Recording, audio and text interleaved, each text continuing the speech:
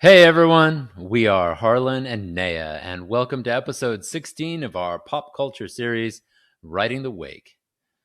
If you're enjoying our content, please like and subscribe. Today's show is about finding the who, what, when, why, where, and how, or whatever order those are in. We'll be discussing the Korean thriller and romantic drama W, the Comic Con 2022 experience, the Long Beach Dragon Boat Festival, and a bunch of other things. So, Naya, let's talk about current events. What's happening in Southern California? So, in the Southern California region, we have some events coming up. Unfortunately, there's very little happening in August like there was in July, but September is the month. So, started off, we have the Catalina Crossing US Championships happening. It's going to be happening on the 10th. Now, what this entails is various teams from the Southern California region, OC teams, will be paddling from Catalina from Newport Beach to Catalina Island. So the women started off on the 10th, and then the men on the 11th bring the boats back from Catalina to Newport. Now, why is this so cool? Why should you see this event? Because it's the start of 9-man season. And Harlan, you've been paddling with Akunakoa. Have you guys done water changes yet? We haven't done any water changes yet, but we have done like jumping out of the boat and boat ups and getting back into the boat afterwards.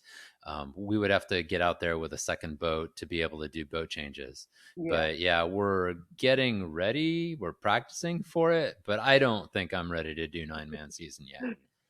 So It's a 9 man. long, Yeah. long haul in waters that you don't necessarily know what they're going to be like that day, right? They could be Yeah. big, they could be small, and California waters are confusing. They're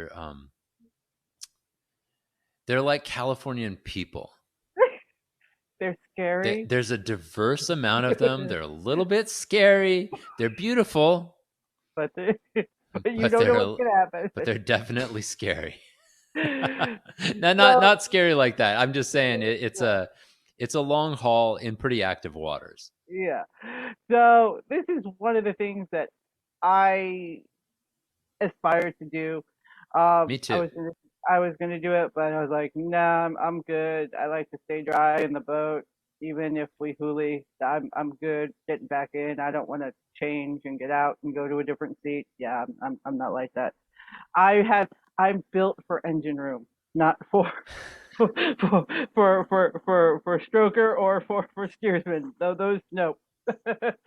But yeah, so that's happening on September 10th and the 11th. So if you have the time, if you have a chase boat, if you have any type of boat that you want to be on the water with, go check it out and go for Akunakoa and all these San Diego teams who are going out there. So that's pretty cool. Now, 7 days later, we have the Lao Boat Racing Festival 2022. It's put on by the Lao Community Cultural Center of San Diego. Okay, excuse me. The Lao community will be coming together to enjoy and celebrate Lao boat racing, which is almost kind of the same as dragon boat racing, except they use, I believe, bigger boats, and it's a whole wonderful presentation Do they of. are they going to be bringing different boats? I don't know. We help them out for this, right? So the San Yes, yes, Diego Dragon Boat team assists with the yes, festival as part of yes. our outreach efforts to the That's right. community, part Yes, of our nonprofit work. yes, exactly. So it's free to the public, live entertainment, cultural performances. We want you to go get some culture. Um, Go get that the, culture and go get yeah, that food. Apparently the food is delicious. I haven't had a chance to attend yet, so I'm looking yeah. forward to it. So unfortunately, there's no food. No, you're killing me, Naya. No There, food this year? there's no food, but you can make a donation to towards the community. I'm sure that, the Lao people who are there, if you have friends and they, are there, they may have their own food. I don't know, but there there there are no food vendors there. So I was specifically told that there are no food vendors there. No food vendors this year. All right. Uh, So be prepared, folks. It be will be a prepared, long day. So if you go out, bring a lunch bag or friends who bring lunch bags. or make friends with you. Call your friends who are on the loud teams and be like, I want some food, But there's also going to be a boat parade with the Lao princesses. This is Cool. why it's different from the dragon boat, because we don't have dragon boat princesses on our boat, which is kind of cool. So I don't that know, Naya. I don't know. stop it, stop it. Stop it. All right. So that Just that saying. that portion will take place around 8:30ish. The event is going to be at Tecolote Shores North, Mission Bay. Starts at 8. Probably will go till 5. If you want more information or contact people, you can go to lccc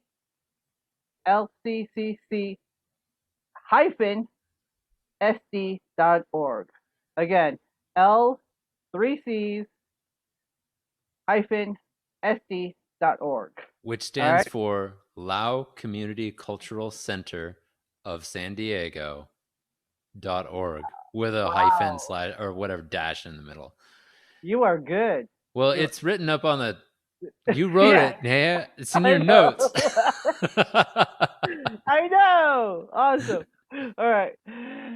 The last race that we have in September in San Diego is our own race, the San Diego International Dragon Boat Festival race on September 24th and 25th.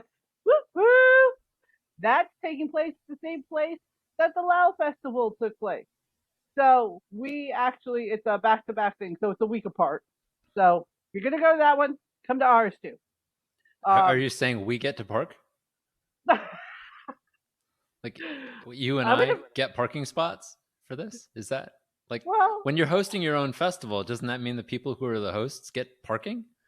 That means you're going to have to be there at like 4 o'clock in the morning. Yeah, if you're working. I know, but if I'm going to be at 4 o'clock in the morning, I want a parking space, Naya. I'll try to find you a parking spot. I'm not promising, but I'll try. I will pull all my powers together. So my question stands: will there be food at this event?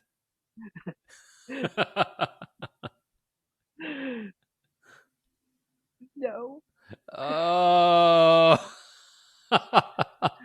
But we are working out some details where we're trying to possibly get people to help us with food, some,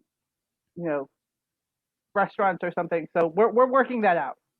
So it hasn't been determined yet. It hasn't been determined. That's 100% fine. It hasn't been determined. It's so much better than there will be no food. Well, our team. They have to have food. Yeah. So this is a free event. So you'll see teams from all over the country racing in 500-meter races. There will also be corporate races.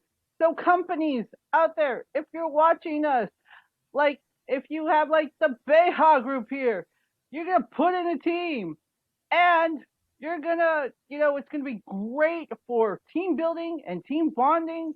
You're just going to go race to 500 or 250. It's going to be awesome. You're going to have a good time. You're going to be tired, but you'll have fun. Okay? Yep. We'll help you out with it. We'll help you get it organized, I presume. And like I'm volunteering to help a company get their people prepared. This Sunday, I'm going to be steering for a boat of people who I have no idea what their level of paddling experience is. So that's going to be interesting, but it's all in good fun. I will try to keep that boat upright. I want stories and videos and pictures, Harlan. Of Yeah, I that. know. I wish I had a GoPro to strap on for this. It's always So fun to see new paddlers out there. hey, As much I as we give a little bit of crap to the new folks, it's so great to see people coming in and trying out the sport oh yeah. because it is a much more accessible sport than people realize. I remember when I was young, I saw people doing dragon boat, and I thought to myself, oh, that's for those kinds of people, right? That's something I will never do, right? where where no one needs to think that. Like Yeah. today, in today's age, like paddling is extraordinarily accessible sport. It doesn't cost a lot of money. It doesn't take a lot of time. It is um it you can do it relatively inexpensively and with relative low amount of time, and it's accessible to people of many ages. Mhm. Oh my So God. Yeah. like It's it's the paddling community in general has been welcoming for a lot of people. yeah, yeah. And if you don't gel with the team, there's always another There's team. always another team. Yeah, You there are know? different types of teams out there. There are competitive teams, Yeah.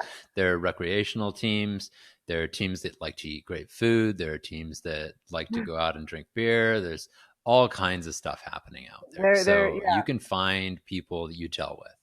yeah. So for more information, you can go to sddb.org, or you can email the team, which I'm the secretary, and I will see the emails. Yay! At Yay. San Diego Dragon Boat Team at gmail, .com. So San Diego Dragon Boat Team at gmail.com. And I'll So put the link to I'll put the link to these events down in the comments below so you can find them more easily. yeah, So again, the link for San Diego Dragon Boat is sddbt.org. yeah, yeah. Or you can just say hi to us. Just say, hey, I saw you. I want to know more about the team in general, or how to do practices, and or I want to put a covert team together. How do I do that? And I emails to pretty much Yeah, whoever yeah, department. you can also email us, right? So you Yeah, can email Riding the Wake, and you can also put comments on this, and we'll yeah, get back in touch with you. yeah, We'll give you ways to contact us. yeah. Or like if you know you want to contact the San Diego Dragon Boat team, hit that email. If you want, yeah. So all of these events that we do, we try to do the website and contact information. So if it's piquing your interest, you can go out and contact them or contact us, and we'll get you in contact with everybody else. So unfortunately, like I said, August is really not a hot month for events, I think but people like their summer vacations. I don't like we know, do, like we do. like we do. Yeah. We go paddling on our summer vacations, right, Harlan? Well, I take some breaks. Yeah, we take breaks, I you take some know. breaks. So, talking about that, um, let's jump into how was your July? I know that we both had races. We had the then we had Vancouver in June, and then we had the Long Beach. But before Long Beach, can you tell us what happened in San Diego that you just happened to go to? Yeah, I don't know if you've heard of this. There's a small little convention that happens every year in San Diego. It's been around for a while, but it's sort of a corner case thing that not a lot of people have heard of. Um, and it is where you can go to buy lots and lots of comic books. These are some of the ones that I picked up from. Who this is? This ID. This is Boom. This is Boom. This is Boom. This is IDW Wait, putting wait. out some Star So, Trek so, stuff. so go back to that first one. Was that a teddy bear with a bow tie riding something? Is he riding like a sup or riding a wave? You know, I believe that they are writing a piece of driftwood, but it basically is a sup. She's so, and as a paddle, now this girl is, she must be rather large. She must be like very, very big because she is paddling with a stop sign. And if you've ever gotten close to a stop sign, they're big. So this girl must be a giant, right? So she's enormous. And Either she's that or she's carrying this stop sign like it's like this little, like it's a little sup paddle. And she's paddling on a piece of driftwood with her. So apparently I had to read the description to figure out what was going on here. I wasn't sure if it was fantasy or if it was sci-fi. Apparently, it's sci-fi, and her protective robot AI is embedded inside of this teddy bear, and it looks like it has one eye. If you get real close there, you can kind of see it has one eye. The book is called Eve mm-hmm. by Victor LaVille, Joe Myung, and Brittany Peer.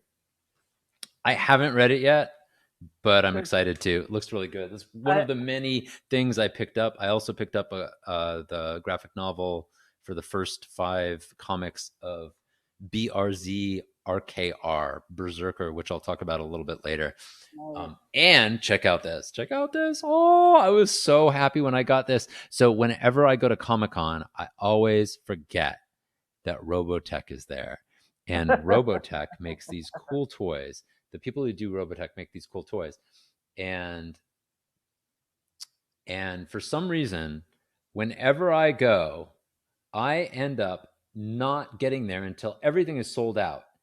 This year, I got there on Thursday, and they had the VF-1S armored Valkyrie with all the armor that I've wanted since I was a little kid. And now I won't take it out of the box. I really want to take it out of the box. I may end up putting it together. It's such a score. It's such a score. I've got another one back there too. I got another Valkyrie back there just in case, like, I want to keep one in the box and one not in the box. But the one with the armor, oh my gosh! Like when I was a kid, I loved the one with the armor so much because it was big and chonky and like could do so much damage. And the way they animated it with the, like when the rockets would come out, it would just be like this hail of death. It was so cool. Robotech was like the first, my first foray into sort of more serious animation. I don't think you can call it anime. I don't think it was made in Japan for a Japanese audience. I think it was made in Japan for an American audience. I don't know if that still counts as anime. I don't know. Whatever. It was the first anime show I ever really got into. It was cool. That's all. To misuse the word anime. Okay. But yeah, so I got some comics. I got some. I got this, which I'm really happy about. Did you steal that from Thor? I borrowed it. This is a replica. This is a replica of Thor's actual hammer.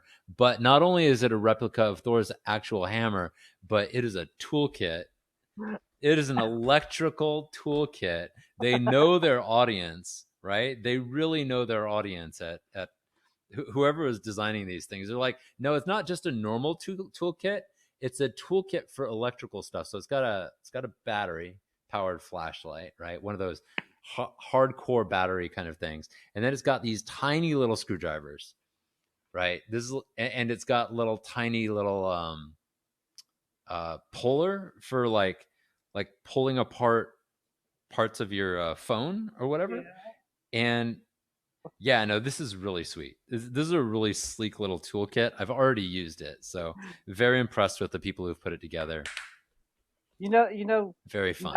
I'm not going to be looking at Thor the same way now. When he swings his hammer, I'm like, I know what he has in his hammer. It's a toolkit. That's right. It's a toolkit. So tell us more about the experience. I mean, you're showing us some swag, which I really love. Did love the Star Trek one. That was cool. Bringing back the Oh, Bringing back year 5 of the original series. bringing Yeah, the they're OGs back. basically, yeah, they're bringing back Spock and Kirk and Bones and Yeah, Sulu, and they're giving, yeah, they're doing I think a better job in this one of especially giving uh time to Sulu and Uhura, who didn't really get as much time on the original show. Oh, and just a shout out to Nichelle Nichols, who recently passed away. We loved you. We still yes, love you. I will always love you, Nichelle. So yeah. proud of the work that she did. And yeah, just it's too bad she's gone. I'm gonna We, miss her. well, also on the same day, sports icon uh, um, passed away too. Bill Russell, who was also Yeah, a very uh, legendary basketball player, but yeah, also he had ties just like Nichelle in breaking down barriers for minorities, um, both in sports, and he did help with integrating the world. So two legends died, two and legends. and Really sad day. I don't think it's a coincidence that they both died on the same day, but You um, don't think it's a coincidence? Are we gonna have to call the cops? yeah, Or well, submit our own? Or are we gonna have to like do a investigative television show? no, I don't. I say it's not a coincidence, but I think I probably think what you're pointing out is a lot of these heroes and legends from the early part of the civil rights era are starting to get that age now, you yes, know? and we And have to respect yeah, and get their knowledge before they pass, and not be like, oh, well, he was such a get the stories now, get the get stories now, send your respect now. yeah, Yeah, yeah, exactly. before we have to do another one. But sorry about that. But yes, let's dive into Let's go into some of the previews and stuff that's coming up and let's talk yes, about it. What are yes. you we'll see what I'll tell you what I saw, what I remembered seeing. There I saw more things than I remembered seeing, which is never good for those things. I'll tell you what I saw, and we'll talk about what you might be excited about. Okay. Okay. So my group, I have a buying group that we buy our Comic-Con tickets together and we form a line tribe. So we work together to hold line areas. A lot of people do this, especially ones trying to get in for Saturday, because Saturday is usually the big day.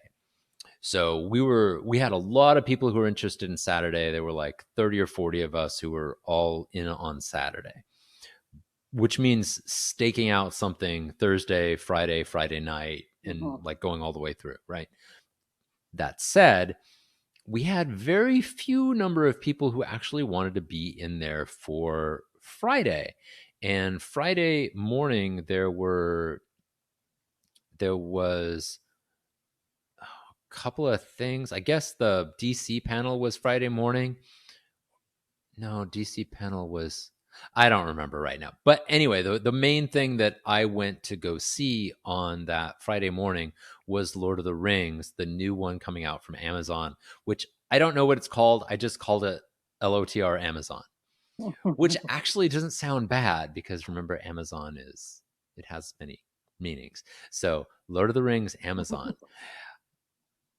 I honestly didn't have that high expectations of it. Oh, this was also the day that Keanu Reeves' Berserker was on in Hall H, and I'm pronouncing it Berserker. It's spelled Brzrkr. So I'm just mentioning that now because it's all part of this. It's the reason why June and I were there. My wife and I were there. So we watched this LOTR thing, and I was like, "Wow, this is surprisingly good." Now, of course, some fan people online are criticizing the the creators for basically having halflings or Mm. hobbits uh, in the show doing big things, which is something that was specifically not talked about in the books, or specifically said no hobbits did big things in the books, and they specifically have hobbits doing big things in the show. I don't care if they do a little retconning for the service of my entertainment. I do not care. The show looked amazing. The people in the show seemed into it. I think that it has legs. I was surprised by how many characters they introduced. They must have introduced like 20 characters, and they had different factions for each of the cultures. There were a ton of elves, faces and names that you would know from the movies. And then there were a bunch of new humans, and then there were dwarves, and a lot of names you would know for the dwarves. The dwarves and the elves are longer lived, and there were people from human history from the original Lord of the Rings that you would know, like Numenor, I believe, was one of the kings that they were talking about. So that looked surprisingly good. Like, I think people are gonna dig it, actually. But it was kind of under the radar there. Hardly anyone wanted to see it from my group, and this is a bunch of like rabid fans of lots of different things, and I was surprised. I think that there may be a lack of interest in Lord of the Rings at this point, but I actually think this show could bring it back, because it has, like, they showed us some clips, and it was compelling. It was compelling. It looked fun. I don't think, and committed. I believe this is the show where they committed to 50 episodes. They're like, we are going to do a 50 episode arc. We have bought it. The first season is going to be 8 episodes. So, like, I think Amazon pushed all their chips in, and they're just like, this is our hand. Enjoy. So I'm crossing my fingers and hoping to the Lords of Asgard that this is going to go well. Okay. I don't know. What's your take on that? Does it, like, are you a Lord of the Rings fan at all? You know I'm not, because of one thing. Oh, right. Yeah, I know. One of these days, I'm going to have you watch that damn show, because she's in it for 5 seconds. 5 seconds. And it's not because I don't like her. It's just, she's in it for 5 seconds. She was inundated all in the 90s. I just, We're talking about Liv Tyler, if you don't know. So I love her. She's beautiful, but she was inundated all over the 90s. I couldn't get away from her. Every freaking movie. Maybe you and I are going to do a watch party. You know, they redid the original Lord of the Rings, and they put it into like 4K or something, and apparently it made it look really bad. But that's why I don't watch Lord of the Rings. So he knows. Now you know. Now we all know. Everyone knows the secret who watched this episode. All right. So other things that are coming out or have already come out that I'm excited about. First is Sandman. Watched an entire panel with Neil Gaiman and some other folks from Sandman. Also, because I was in the hotel at the right moment, the hotel across the street from Comic-Con, I was there with some of the actors who were getting on the elevator, and I was like, hey, that's a... And I can't remember the actors' names. You had a fangirl moment? You're like, I had a fangirl moment. It was fun. It was fun. Yeah. So the guy who plays Dream and the woman who plays who is in Doctor Who and plays Johanna Constantine in Sandman, they were both there for the thing, and I also like stood near them in an elevator. Bank. Whatever. You know. It's cool to like hang out with the people who are doing the art. I like that part. I try not to bother them too much. That's not my place. I don't like to be a bother to the folks who are coming out for the convention. So, but Sandman, I've already watched it. And Naya, I'm going to make you watch Sandman. All right.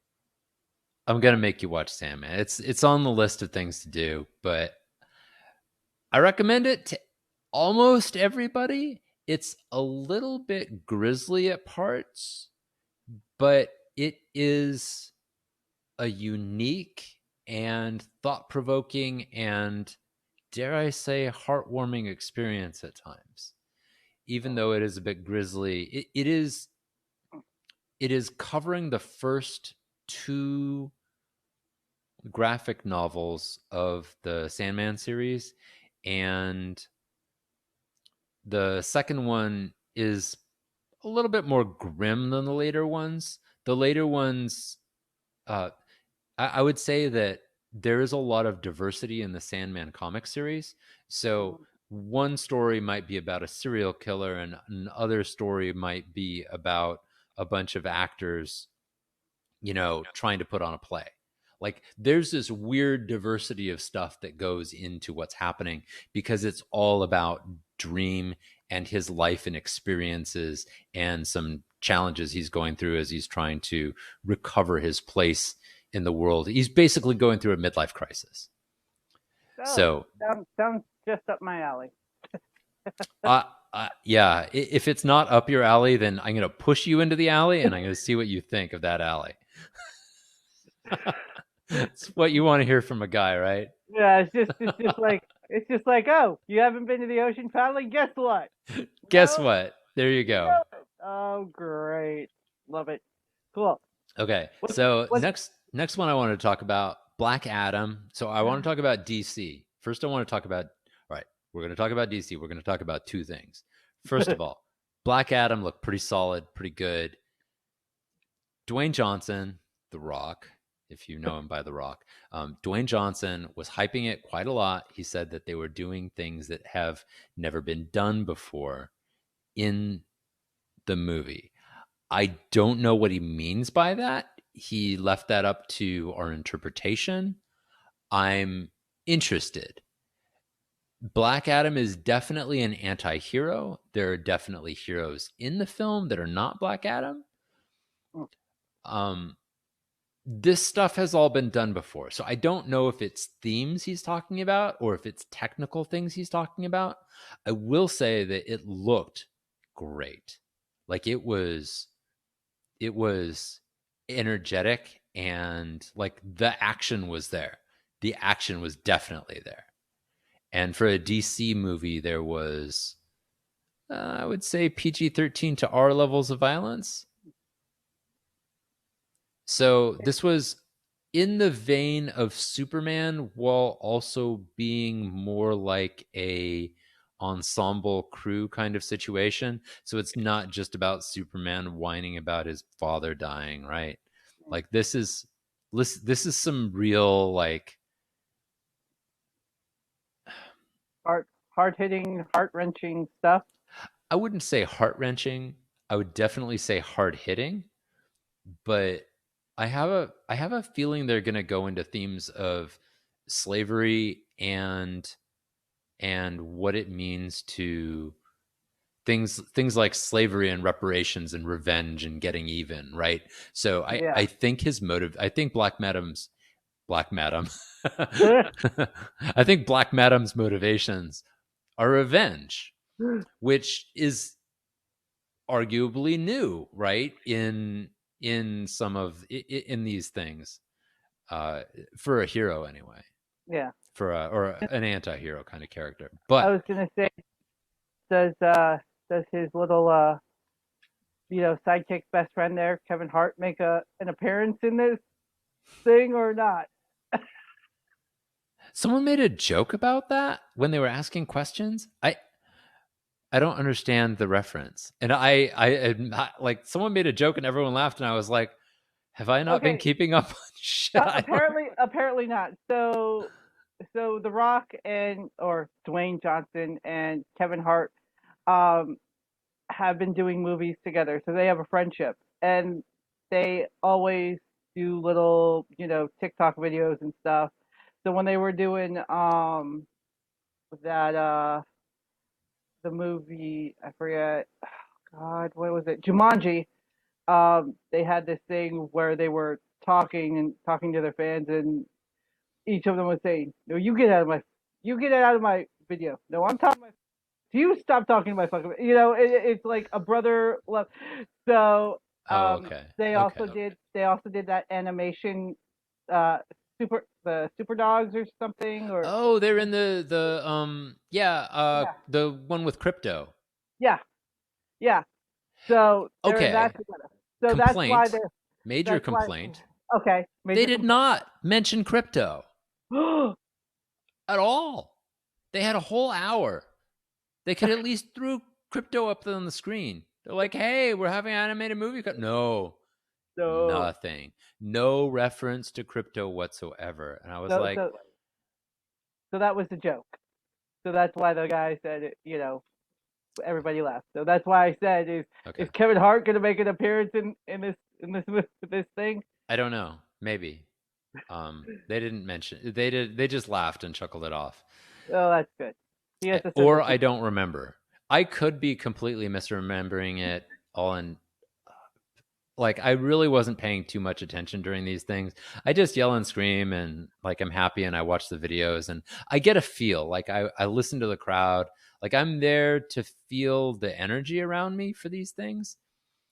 Well, it's your Super Bowl. It's the It's comic. It's the Super Bowl for comic lovers and it I don't is. want to say nerds, but pop culturists. It's the Super Bowl. It's your ultimate concert, basically. It really is.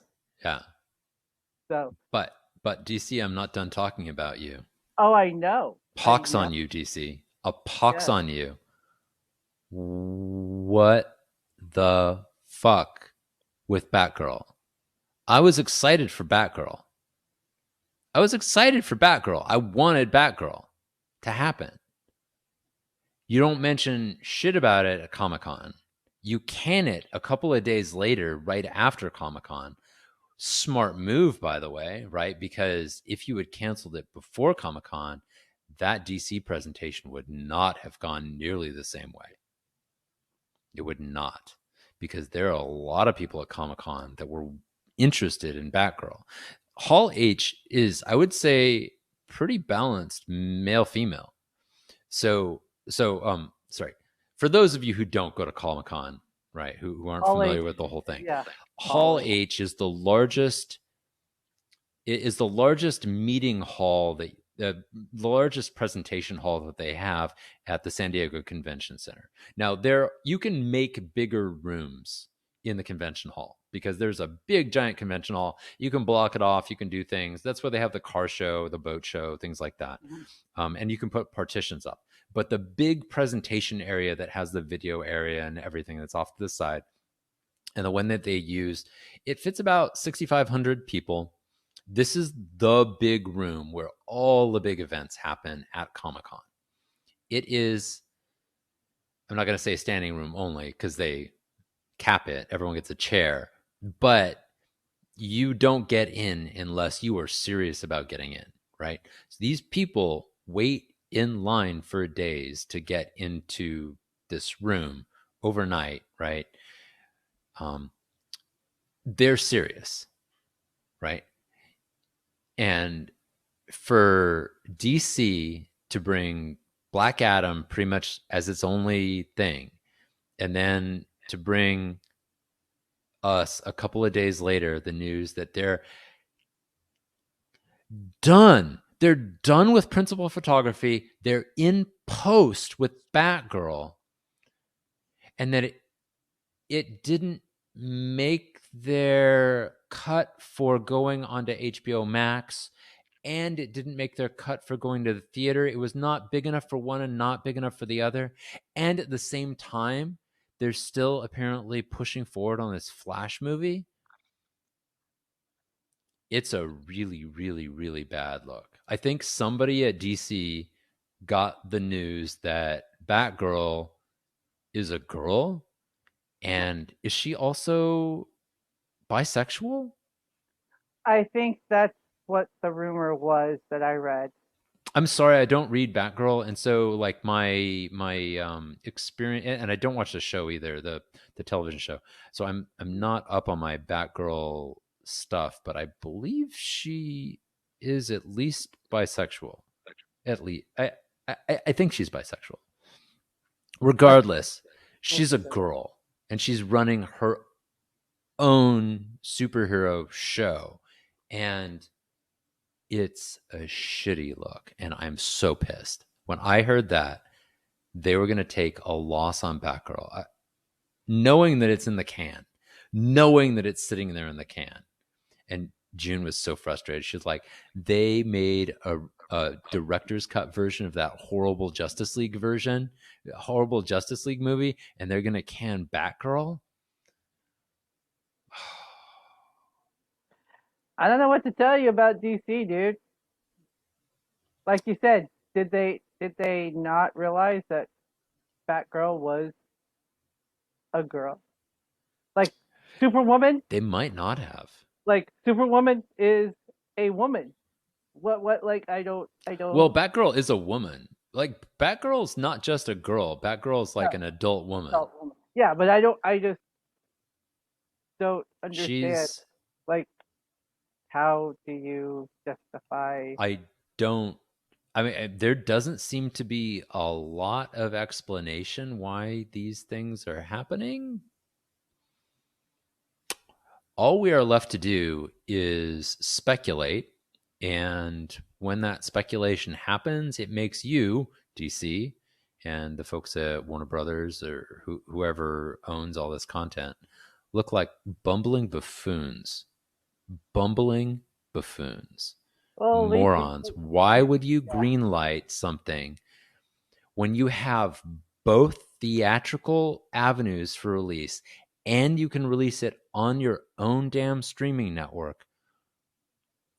You have two very good and you could do a thing where you could jump it on both, right? Like if it doesn't work for one, it doesn't work for the other. You could jump it on both, see what happens. Like you could do all kinds of things with this.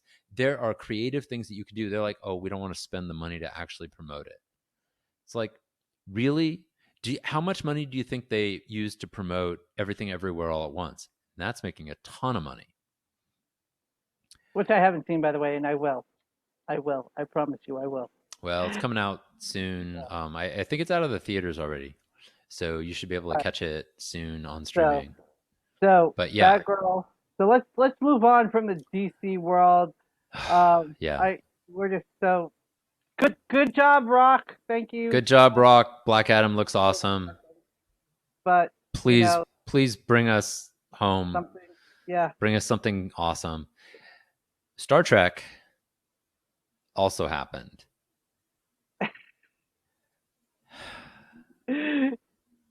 And let's move on to Marvel. That was it, folks. No offense to the Star Trek folks. I don't remember anything that really happened. They tried to drum up support for their stuff, but I don't know. I'm just not that into the new shows. However, when I was not in the con, when I was outside waiting and talking to other people, I did find people who were seriously enjoying Strange New Worlds, which is the latest Star Trek. So at some point, I probably will pony up for a month or two of Paramount Plus, and I will blitz through the Star Trek content, and then I will drop my subscription to Paramount Plus, because Paramount Plus, to me, really is just the Star Trek channel. They don't have anything else I want. Okay, I get it. Yeah.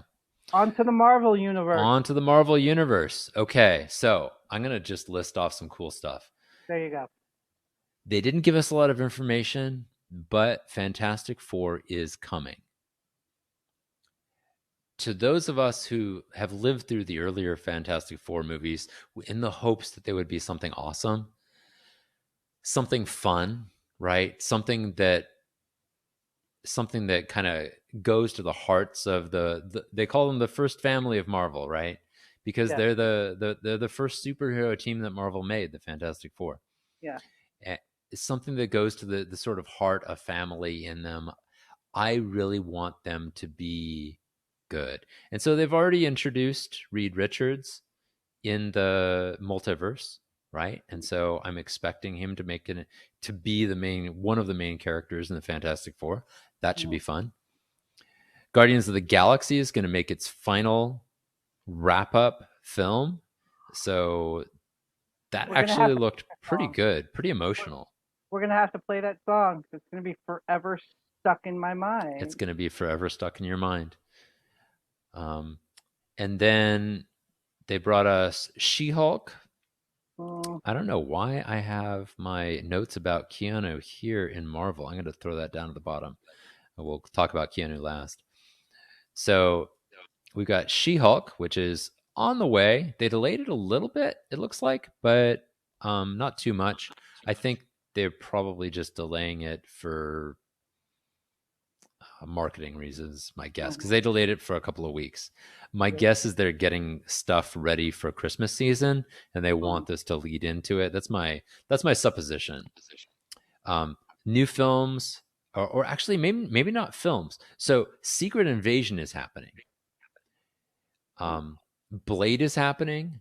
Ironheart is happening. Echo, which I'm not familiar with. Captain America: New World Order is happening. A group called the Thunderbolts is happening, and I don't know them. So could be fun.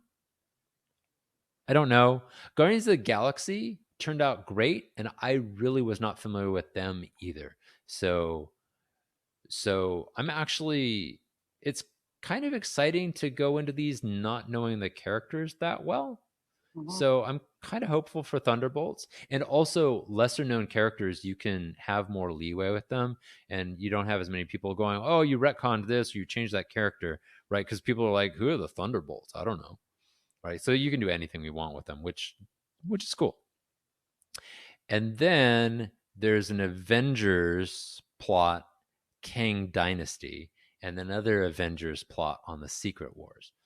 So very exciting. Secret Wars was one of their best, most popular comic arcs. So the Secret Wars is basically people pretending to be or aliens pretending to be heroes, right? So I don't know what they're going to do with it. They may modify it a little bit. That's not a far stretch because most of the superheroes are aliens. A lot of the superheroes are aliens, but these aliens are the shapeshifter types. Oh, okay. So they can be other people. Oh, okay. Okay. Got And it. then so the but I left one thing out because it got the biggest applause because they did the best job promoting it. And that's Wakanda Forever. Wakanda Forever looked, and they dropped the trailer right after that. They had a they I had the privilege of going to the Hollywood Bowl to see Wakanda, or to see the original Black Panther movie done with with a live orchestra, which was really Mhm. fun. And when we were there, they had these I think it was three people who Mhm. were soloists. There was a guy who did this wacky drum. I will call it a drum. It's technically a drum, but it's not the kind of drum you're thinking of. If you've never seen one of these drums, he carries it under his arm, and it's Yeah. got like these special, like this special sort of thing you strike it with. It's not even a drumstick. It's like It's got a knob on the end of it. I don't know what a I don't know hook. what the word is, so I don't want to mischaracterize it. And then, do you need a moment? Nope, I'm good. Okay. I'm just I'm just putting on my air conditioner because it's really hot in here. Yeah, it's very hot and muggy here in San Diego right now as we're recording this. Very, very nice. Ugh. Yeah. All right. So, but these guys who did the solo, they came to the con and they did a solo. It was another guy who did the vocals and they're the ones who did the original recordings in the movie. And they came and they did a solo for us. It was like 2 minutes long. It was really epic. Awesome. And then afterwards, they had the preview and they had all the people there and it was hugging and smiles. And it was extraordinarily well received. It was like pretty much as well received as the first time Black Panther came out. Although I guess I would say when Black Panther originally was announced in Hall H, it was a surprise, and Mm. people went nuts. Nuts. Like they didn't stop clapping, and at the end of it, they made us all be quiet to watch the preview the second time. They gave us two previews this time, but the crowd was a little bit calmer, I guess, this Mm. time. But I would definitely say that that was the high point of the presentation that Awesome. day. The thing that most people were excited about. So, was did they do a kind of like little memorial for uh was it Chadwick? Was his name? Chadwick Boseman. Yeah. So they they spoke of him fondly, Mm. but they didn't make a point of it. However, the preview the preview is basically a I would say the focus of the preview is on the loss of of the Black Panther in the show, Mm. right? And it Mm. was appropriate, right? It matched the feeling, right? It has all the normal like bells and whistles of an action show, but it's also got the grief of a mother who's lost her son and is crying out to the world's nations to, do something. Like I think I think he's dead when this begins. The Black Panther in the movie Mm. is dead when this begins, and that is my guess is there will be some sort of event that is brought to life through either flashbacks or or maybe just spoken of, because I remember an interview that I read about where they said that they would not use CGI to replace Chadwick Boseman You as an can't actor. you can't replace him. He's irreplaceable. I mean, he's just My guess, my guess is that they're going to try to take outtakes and things like that they've got mm. recorded of him and integrate them in. Um, so much in the same way that they integrated um, into the last Star Wars movie, uh, Carrie Fisher, Okay. because they, I mean, they had a lot more planned for Carrie, but Yeah. obviously she died before she could film. And so they took what they had of her and they integrated her as well as they could. So Awesome. All right. that's my guess. I am speculating 100%. They did not say anything about that. They just said nice things about Chadwick and about each other. And I think they're really excited for the movie.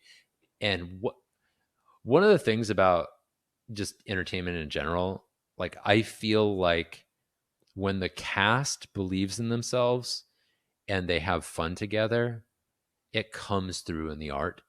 And so I'm very much excited for that. That Awesome. this and Guardians of the Galaxy, that crew always gets along well, and they have a lot of fun together too. So Awesome. very excited for those. The last thing is Keanu Reeves. He has a apparently very popular comic called Berserker, Brzrkr, which is about a dude named B who who is a force of nature and just destroys people in warfare. He is kind of like a Wolverine style character. He's drawn like Keanu Reeves. Keanu Reeves is the main story creator for it. He apparently is very much uh, invested in this. Like, this is his thing. He wants this. So I guess they did a GoFundMe. They got it going. Now it's the biggest selling comic for the last year or something. Mm. I read the first 5 comics in the compilation that they put out. Seems pretty good. I'm Nice. looking forward to more of it. It's it's interesting, but it's not too deep in it yet. I'm wondering what they're going to do with it because it doesn't. Right now, I'm not into it deep enough. It's sort of like preliminary. I don't know. I want to read more though. I'm interested. I want to read more. Nice. Anyway, Netflix picked it up. They're going to make a movie out of it, live action movie, and then there's going to be an anime as well, Nice. Japanese made anime. So that actually looks pretty cool. The art in it is beautiful. So I'm hoping that they'll carry over that art style. So looks Awesome. awesome. So Sounds like anything from that you're particularly interested in? Like, what do you want to see from all this stuff that you heard about? um well, you got me excited about Sandman, Black Adam. Um Fantastic Four. Uh I may go see it. I hope they do a better uh job of animating the thing. Yeah, that because the last time it was so cheesy. I'm sorry, it was cheesy. It was cheesy. Um, So uh, the thing in the comics is almost as big as the Hulk. So I'm hoping that they'll give it the Hulk treatment, yeah. or the Thanos treatment. You know, I hope they'll pay as much attention to it as that, because yeah, putting a guy in a suit just doesn't work anymore I for mean, and these that large actor, characters. who is it? Michael Did Chiklis, something or other. Chickless? Yeah, I think it was. Chick I'm sorry if Chicklet? I think Chick I'm Michael? butchering. Yeah, Yeah, but he had a rough time. It was hard. and he did a really good job. But I just that yeah. Sorry, no. Um, Yeah, the guy She from the Shield, right? Yeah, Yeah. I can honestly say She-Hulk probably not gonna watch. I've seen the trailers and I just Green Alley McBeal. pretty much Hmm. pretty much um Guardian Guardian Guardians of the Galaxy I will definitely watch. Wakanda Forever definitely gonna watch. Um the other ones I don't know. I can't say the if I'll watch them or not. Frankly, But I'm definitely there for Avengers Kang Dynasty. yeah, That that after seeing what they're doing with Kang the Conqueror in Loki, yeah. have you seen Loki? No, not yet. I know I'm behind, You're behind. You're behind. So but I you can have catch to up. you I'm have to really watch good. Loki to get excited about Kang the Conqueror. I I like it because it's a new kind of villain, and I like that they're making a big narrative. It looks like they're going to make a big narrative arc, or not. Maybe not huge, but at least they're making a narrative arc with Kang, Yeah. which I appreciate. So I mean, I will. I mean, I can honestly say that I will probably watch the Avengers because I just you know I like them. Um, but to be honest, the stuff that I'm excited about wasn't even on your list. Really, what are you excited about then? Tell me. Witcher's coming back, Oh, right. Well, it's just because I didn't go to the Witcher conference. and I'm not saying I'm not excited about it. I just didn't get and, into it. and Stranger Things is coming back. Yeah, yeah, yeah. I'm so excited because here we are. I've been trying to figure out what's gonna happen to The Witcher, and oh my God, Henry, You know, love you you. could read the books, but I don't know if they're following the books. I don't know. Yeah, well, I'm still waiting for the people from Wheel of Time to, get on that boat too. I need to know what happens.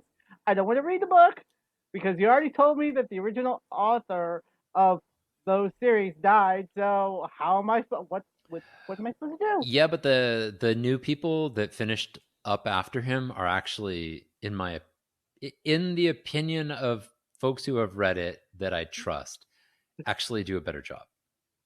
Well, they need to finish this series because I need to know what happens. No, it's done. I Wheel of Time is done. If you wanted to read the books, you could do it. I put down the books at a certain point because I did not like how slow it was. I did not like it. So I'm Well, they yeah, just Wheel of stop. Time. I don't know. They just stopped the series. What's gonna happen now? I need to know. I don't Finish know. it. I But hope they it's don't good. cancel it. I hope But they it's don't cancel it because it's a very long, long, long thing. And when you get, if you're going to commit to one of these long stories, I feel like you should commit as an organization, and you should say we're just going to make it all, and we're going to see what people think when we're done. And it may cost us $1 billion to make it all told over the years.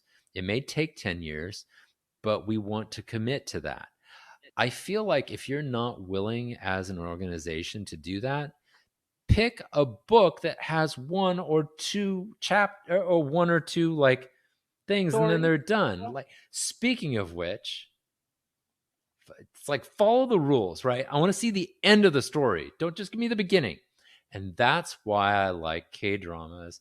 And that brings us to the confluence of comics, Webtoons specifically, and K dramas. And in the spirit of Comic Con, I have asked humbly that Naya watch one of my favorite K dramas, W. W. Just W. It's actually easy to find. To look it up, all you have to do is go to Rakuten Viki And and type in type in W into the W. search engine, and it's the first one because it's fairly, yeah, Yeah. that's that's how you get it. It's only Anyway, one letter. Just one letter. That's all one you need. letter. So, what was your experience like, Naya? How did you like W? I actually really enjoyed it, even though it was darker than the ones that you have previously told me to watch or Hmm. asked me to watch. Um, kind of messed with my mind because I didn't know where it was going, and that's kind of good. Did I tell Uh, you beforehand that it was a parallel realities tale? no, you left that out. I'm glad I did. I'm glad I did. Was that helpful? Like, did you enjoy it more because it was a little surprising, or do you not like surprises? I mean, it was okay. I mean, it didn't like I wasn't like, oh my god, wait, so she's there now. She's wait, I don't under no. It was easy to follow. Uh, Good. so the basic summary of the story is the girl has a distant relationship with her father, who is a webtoon god. Like, okay, he's a god. He's like, if this girl wanted to have any friends, she could, because all she had to do was play the "my father is so and so" card. That's all she had to do. That's all she had to do. So He's basically the Stephen King of webtoon artists yeah, in Korea. yeah, and so somehow she he gets pulled into the comic book world that he created. Then she gets pulled into the comic book world that she created, or webtoon, um, and starts to create a relationship with the main character, who is like uh, this rich guy who owns a TV station, and he's like well known, uh, of the webtoon verse, the webiverse. I'm gonna call it the webiverse. He's a self-made entrepreneur, which is There you not go. so. Just to differentiate, in a lot of Korean dramas, the rich person is a chaebol, which is a hereditary inheritor of a large conglomerate that is sort of semi-government funded, but Yeah, mostly capitalistic. And so he is not a chaebol. He no, is a self-made entrepreneur, which is a little bit different. yeah, Well, which is a lot different in Korean yeah. society. But before that, he was I want to say he was an He was Olympian. an Olympian, Olympic shooter. Yeah, Like he was a marksman. yeah, and so he won the Olympics, the main character in the webtoon, the Webiverse, and then he comes home one day and he finds his family was murdered. He gets thrown in jail, spends some time in jail. He comes out, and instead of getting revenge on the people who did this, he was trying to track down the killer of his family, and through that process, he made the entrepreneurial switch, and that's how he made his money. So there's the Right. He started backstory. a media network, Yeah, basically, which is where we get a title: who, what, when, where, why, and how. His media network is called W. yeah, Oh, after those things, but the yeah. five W's and the H.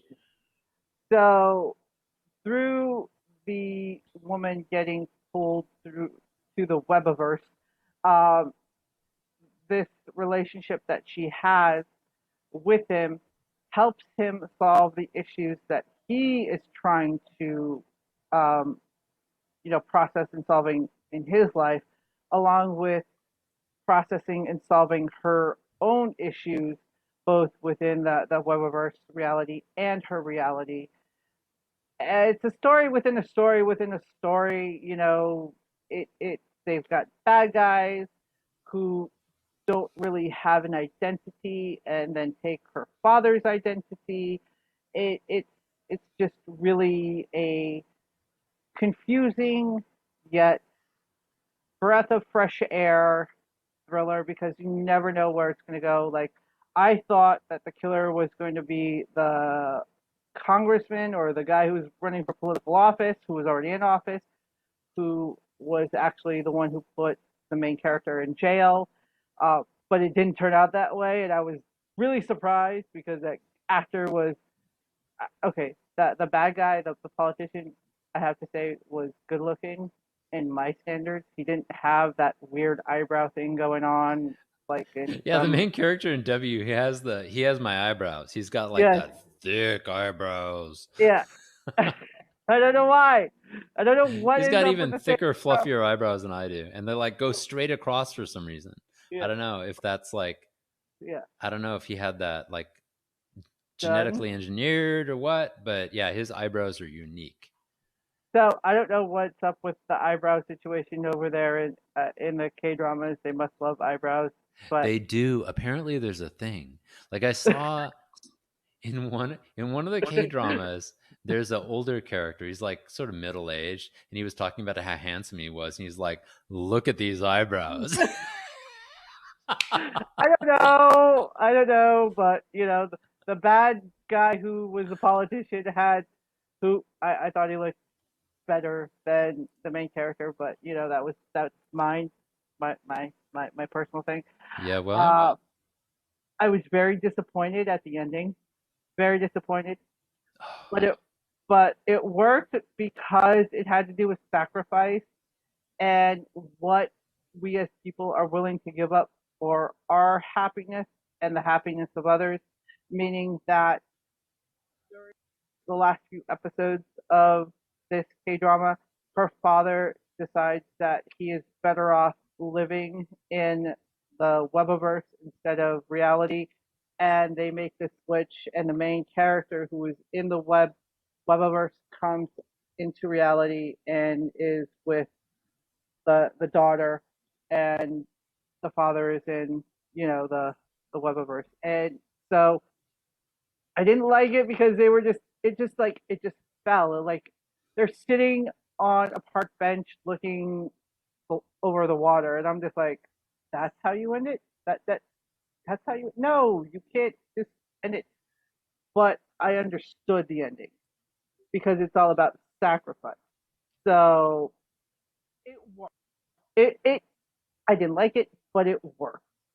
Uh, it worked. do you agree, or do you have a different outlook on W, I Harlen? liked the ending of W. I get very, very annoyed when K dramas fail to stick the landings, because I believe that the thing that makes K dramas different is that they try to make the ending work. And so when I see a K drama or when I watch a K drama and I find that the ending lacks punch, lacks emotional solidity, that bugs me. So I am glad that they brought it to a close the way they did for me, and I'm actually fine with the way they did it in W. There are a lot of others where they really fail to stick the landing, and those are not ones that I would usually suggest. So yeah, I did actually like the ending on this one, but more so than that, I think I liked the characters. I found the characters charming. So Yeah. and I liked this sort of idea that they were in this science fiction fantasy type world, and it's different than your typical K-drama. However, it is a subgenre, right? There is a subgenre of K-dramas that is this sort of, are you in the real world or are you in the fictional world? And let's jump back and forth kind of situation. Hmm. Um, I actually like those. I feel like they can tell a good story. So I'm kind of down with that.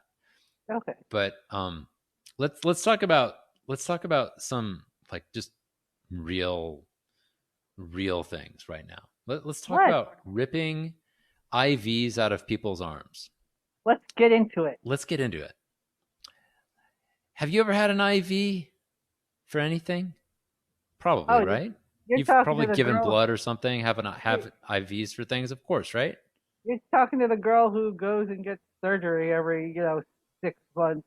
So yeah, if I've had IVs, they hurt. All right, they hurt, right? And they go into your arm and they go into a vein, right? And they're not just like on the surface. You No, stick it in through a hole and then they have to fish around and find the vein and they jam it through the top of the vein and then they squitch it into the hole in the vein. And then afterwards they go, did I get it? And then they're like, oh, I missed it. And then they pull it out and they try to do it again. And you're like, God damn it. so this But is the thing. when it works, it's embedded in the vein about an inch. Yes, I have a little scar that I have. But let me tell you, there are technologies called vein finders that people need. And Really? That's a I thing? had, yeah, I had a nurse actually use a vein finder, and she goes, "I still can't find your veins," and I'm like, "Get me another nurse."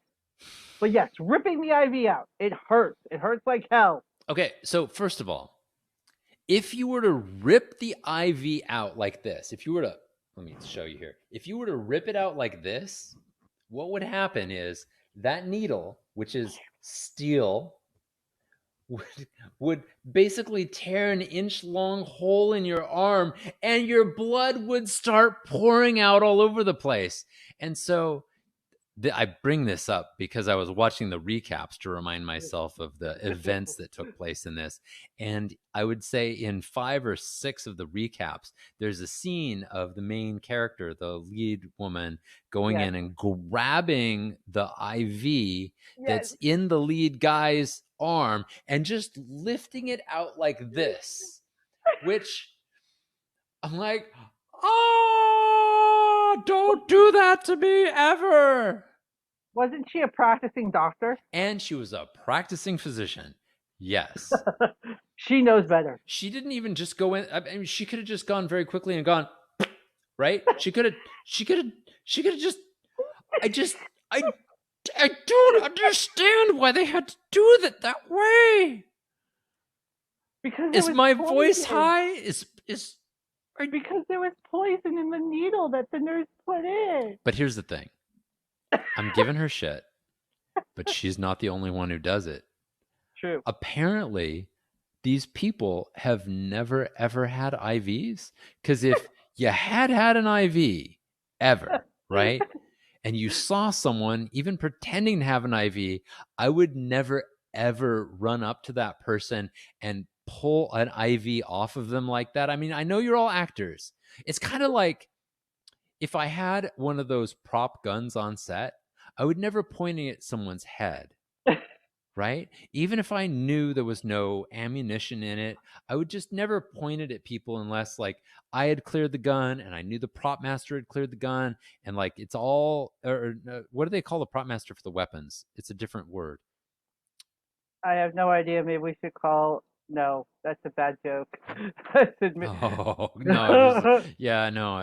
Anyway, we'll move on from that. But I would make sure that that thing was safe before I used it in the scene. And in the scene, I would use it as safely as I possibly could, unless my character was a jerk, in which case I would do what the director said, but only to a limit, right? Yeah.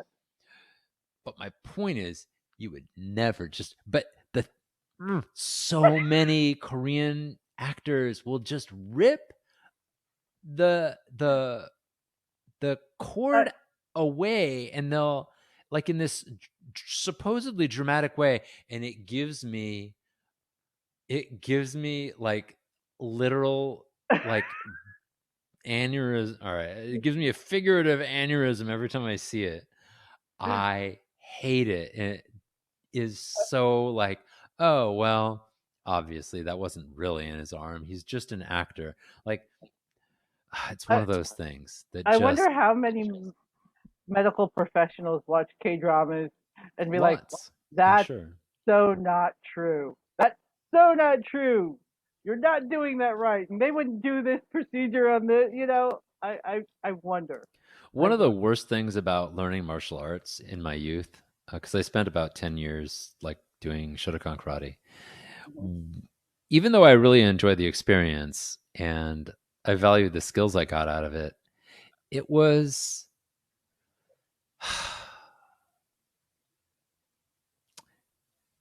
it was kind of sad to lose that feeling when you go to a film of going, wow, those guys are so fast. That's so cool. That looks like it's got so much power. And now all I can think of when I watch a movie is, oh, those stuntmen, they're holding back a lot. Maybe the actor can't handle it. Or, ooh, wow, that actor's got really bad form. Whoa, they should have spent a little bit more Yeah. time in the trainer before they decided to do this. Like, I'm so judgmental now. I'm so judgmental, and I've lost a lot of that fun aspect of just going to a movie and watching people kick butt. Well, I do the same thing when I see people on, they have the commercials, or like there's a paddling thing on, like just they're making, just goofing around, and I'm like, my husband's like, "Oh look, they're they're they're supping," and I go, "Or they're kayaking," and I'm like, "And their paddles all wrong. They're not sitting up. They're not going forward. They're not holding the paddle It's right. not The paddle's right." backwards. They're not Yeah, sitting properly. I'm That's like, not the, or they say it's a kayak, but it's not. It's a canoe, or they say yeah, it's a canoe and it's a kayak, or yeah. So we're yeah. yeah, We're the same way. We're just judgmental because we know we've been there. We know we've done the training. We've done, you know, hundreds of hours of training in the water, like, and training in the gym, and practicing. So we know what goes into it. Like, what goes into yeah, the karate movement. Nurses and doctors, they know what happens in the ER and the operating room. So when you see somebody who is doing it, and not necessarily they're doing it, they're doing it you know, thoughtlessly. yeah, exactly. I mean, they don't mean to do it, They're thoughtless, trying to do it right, but but yeah, it just falls. And yeah, you're like, just don't. It's like that Jack commercial. Just, just go when he's trying to say Chipotle, it's like Chipotle, just just go. just go. you know. So, but we appreciate it. But if, yeah, yeah. So the Webtoons, and tell us about that, how they can adapt for television and whatnot. Can you please go into that? Yeah. So one of the things I want to talk about with W is, like, or not just W, but I guess K dramas in general. But there is this link between comics at Comic Con and your superhero movies, or sometimes your science fiction films or whatever, right? Because you can draw things in a comic, and then you can bring them to life now with the technology that we have. One of the things about Webtoons that's different is that Webtoons are designed for mobile use, right? They're if you're not familiar with Webtoons, they're comics that you scroll through. You just keep scrolling till you get to the end of the chapter, and then you're on to the next chapter. So instead of being a traditional comic that has panels that cross the page, right? So panel that would go across the page from left to right, top to bottom, kind of thing, right? Instead of something like that, it goes top to bottom, pretty much only. And so for whatever reason, and it may be just the fact that it is a new, more open industry. There seem to be a lot more female creators, and there definitely is a big female audience, particularly for Webtoons. My daughter loves her Webtoons, and I'm watching her read them, and she'll just be in them, just going up and up and up and up and up, right? And it's great. The interesting thing to me about it is the format of the Webtoon and its audience, I feel like, makes for this interesting stepping stone or pathway into serialized television or soapy television, right? So specifically to a K-drama, right? Because a Webtoon can be as long or as short as the creator wants it to be. But I think typically they're not forever kind of things. They can be, I guess. You could do the same thing you would do with like a Marvel comic where it just goes on and on and on forever. But the story arcs, I think, in the Webtoons can be more focused. But regardless, this aspect of kind of focusing on female artists, female creators, female audiences, and female stories lends itself to this idea of this 16 or 20 episode serialized television where you've got a complete story arc and you can just be one and done, and you can fit the romance in with the espionage or the thriller or whatever, right, to keep everybody interested in the entire thing, right? It's a lot to have a romance that's 16 episodes long. Romances fall down after, I would say, 8 episodes. 8 hours worth of romance story, you start to go, oh, how many times are they going to break up? Maybe they shouldn't be together, right? Yeah, you're like that that friend who's like, look, I don't have the energy. If you're gonna break up, break up. If you're gonna go out, go out. Just don't. Yeah, I'm starting to. Yeah, exactly. You're that friend, right? You're that friend who's losing patience. That's why, like, I personally believe the best kind of story arc for a romance is they're not together, they meet, they get together, they have a hard time, they get back together, then together they face a challenge. Now, obviously, these things can be interwoven, right? But the part where, like, when you get to about halfway through, the people who are together should be facing a challenge together by that point, right? That challenge may be trying to break them up, but it should not be coming from them. The challenge should not be coming from them. Yeah. And so that is what gives you enough energy to continue that story arc so that you reach that like little peak right around episode 7 or 8. You come down a little bit, there's a little release, and then you tighten the story up, and then you have that big like climax at the end. That is what makes a good story arc for this style of story. And I feel like you don't get that out of like what do you call it, a Black Panther comic or a Fantastic Four comic necessarily. They're intended to keep going long term. They're more like American soap operas that never have any sort of ending, right? And so a Webtoon can kind of come in and fill this space where, hey, I can put together a complete story arc, and then I can feed that into this sort of Korean drama factory kind of place, and it's inexpensive, right? So a lot of these writers are doing day in the life kind of stuff.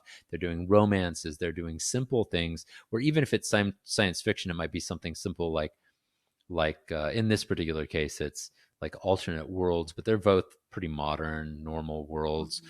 or they're things that are easy to do with costumes and human beings, as opposed to things that are expensive where you're trying to, do the thing, right? Mhm. By the thing, I mean the character of the thing from the Fantastic Four, not the thing. Yeah.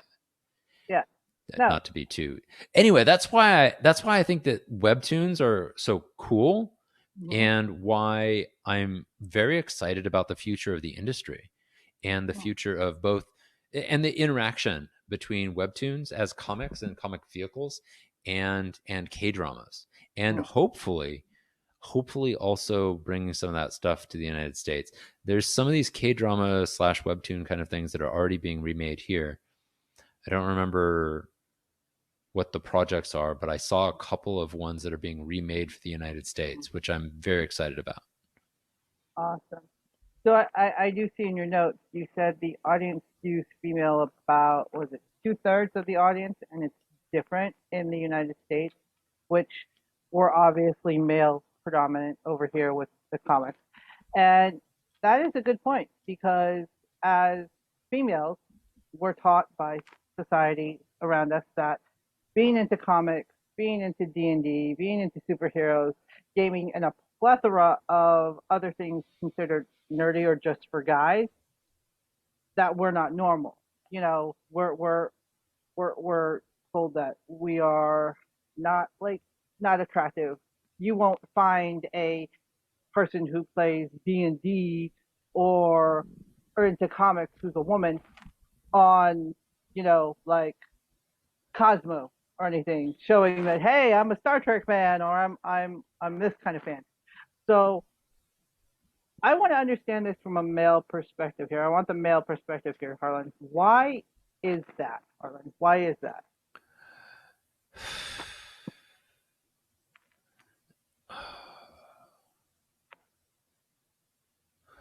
I love that question.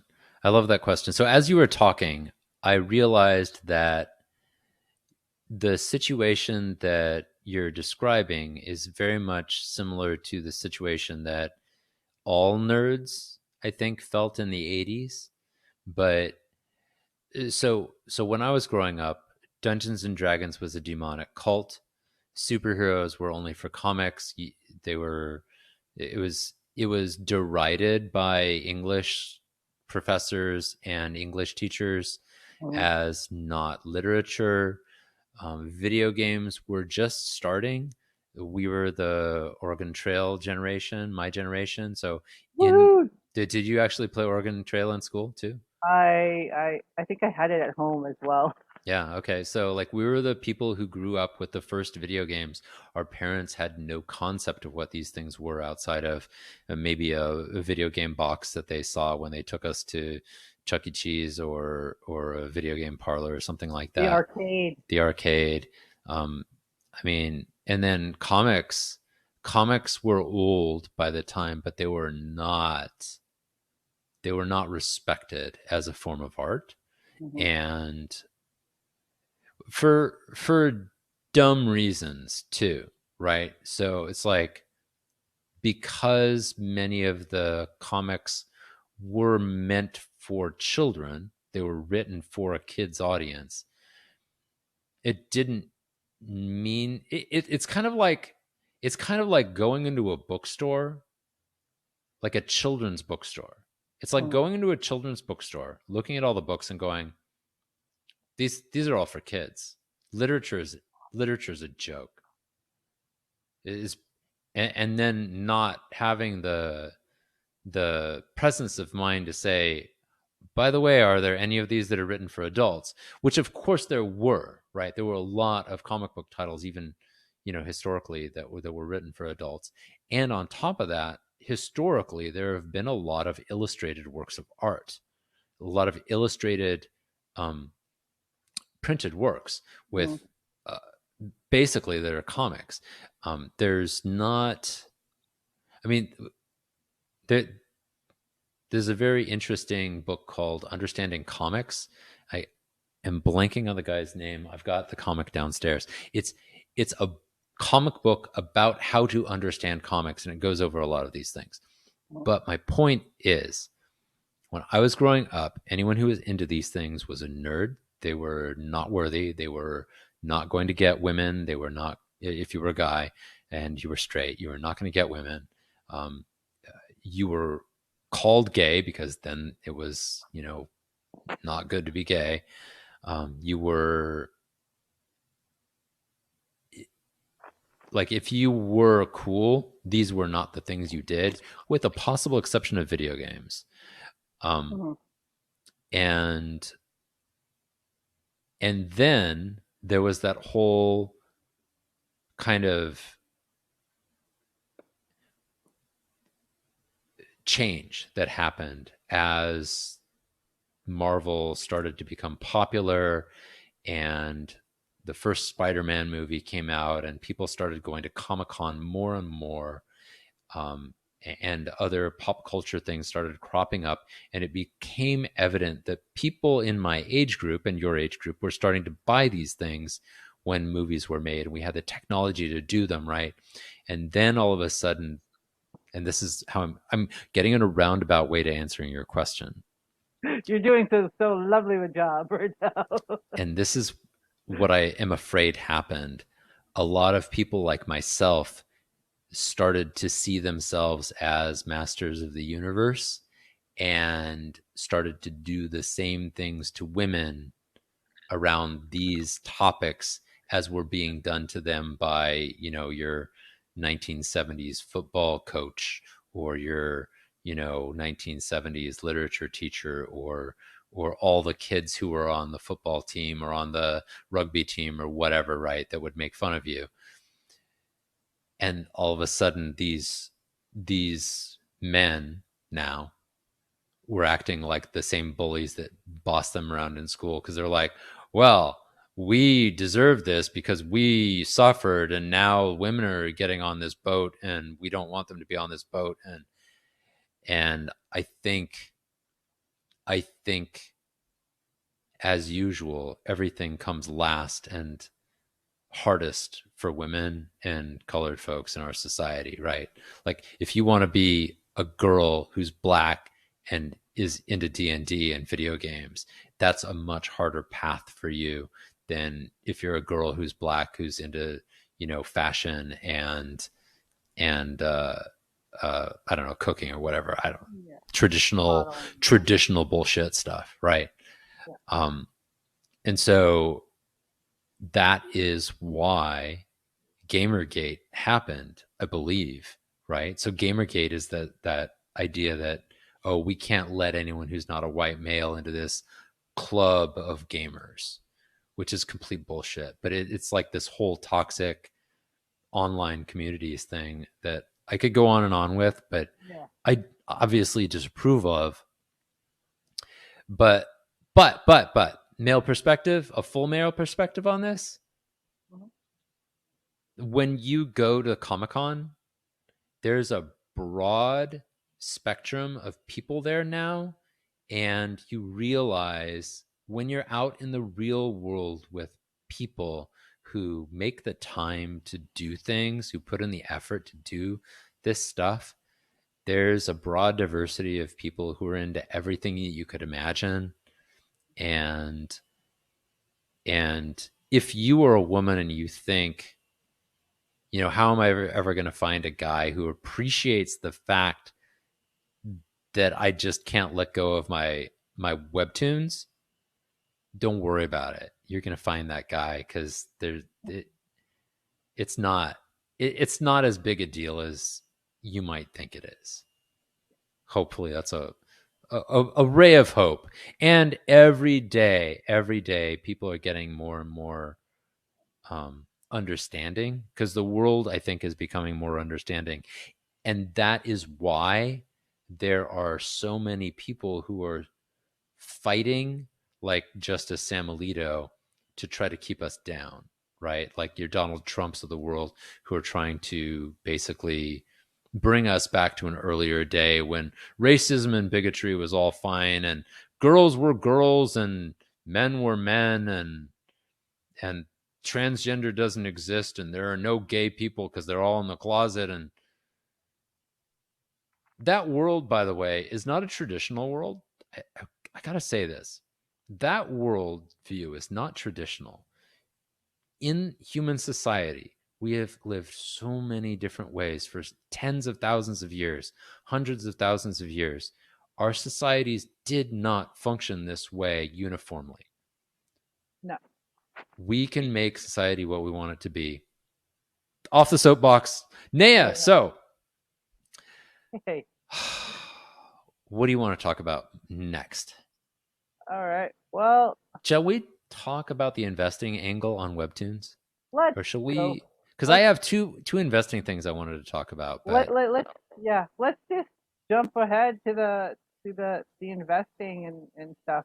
I mean, I think we've beaten this K drama horse to a pulp here. Basically, if you want to go watch W. You can tell us, put us in the comments of if you liked it or not, or give us suggestions on what you would like us to your favorite K drama. If you want to, lend a hand and helping us here and see if we talk about it. So right. let us talk about, yeah. My English teacher is turning in her grave, or somewhere living, being like, let us go into now the investing part of our podcast here, and we're going to infiltrate it. Haha, big word there. Infiltrate it with the paddling relationship, or the paddling aspect of it too. So take it away, Harlen. Okay. So first investing angle on this, and this is one of the ways that I learn about new possible investments. When I come across things that I like, when I come across things that are interesting to me, I will try to figure out who makes them. And so through that, I will discover things that I may want to invest in, I may not. I don't know about this one, but I just learned that, all right, so Webtoon apparently is a trademark of a particular service. I thought it was a generic title, but maybe I'm wrong. So Webtoon is a real app in the real world, not in W. Webtoon is owned, 2/3 of it is owned by Naver Corp, Naver.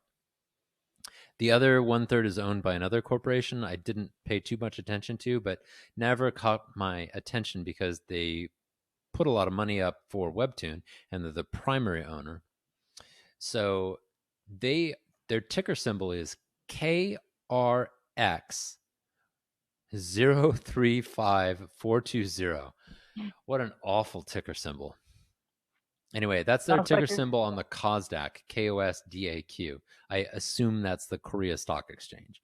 So they're a conglomerate, and they operate the SK search engine, or they operate a South Korea search engine. I don't know exactly what it's called. They own 2/3 of Webtoon, and they also own, and this is a little bit of the paddling angle, they own Band, Naya. So are you serious? They own Band. I saw that. I was like, wait, they own Band? Here. So here, I'm going to put this up so people can see, if they can see. This is Band. This is Band. We use Band to schedule our events for paddling now. And it was something that the Akuna Koa team put together, and we basically can go in and schedule and talk to each other. It's like invitation only Facebook. Yeah.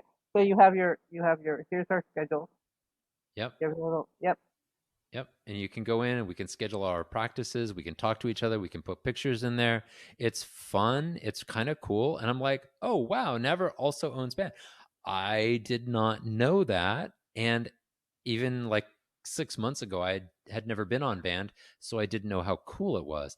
But if you've got an organization, maybe you're not a paddler, but maybe you're into something else.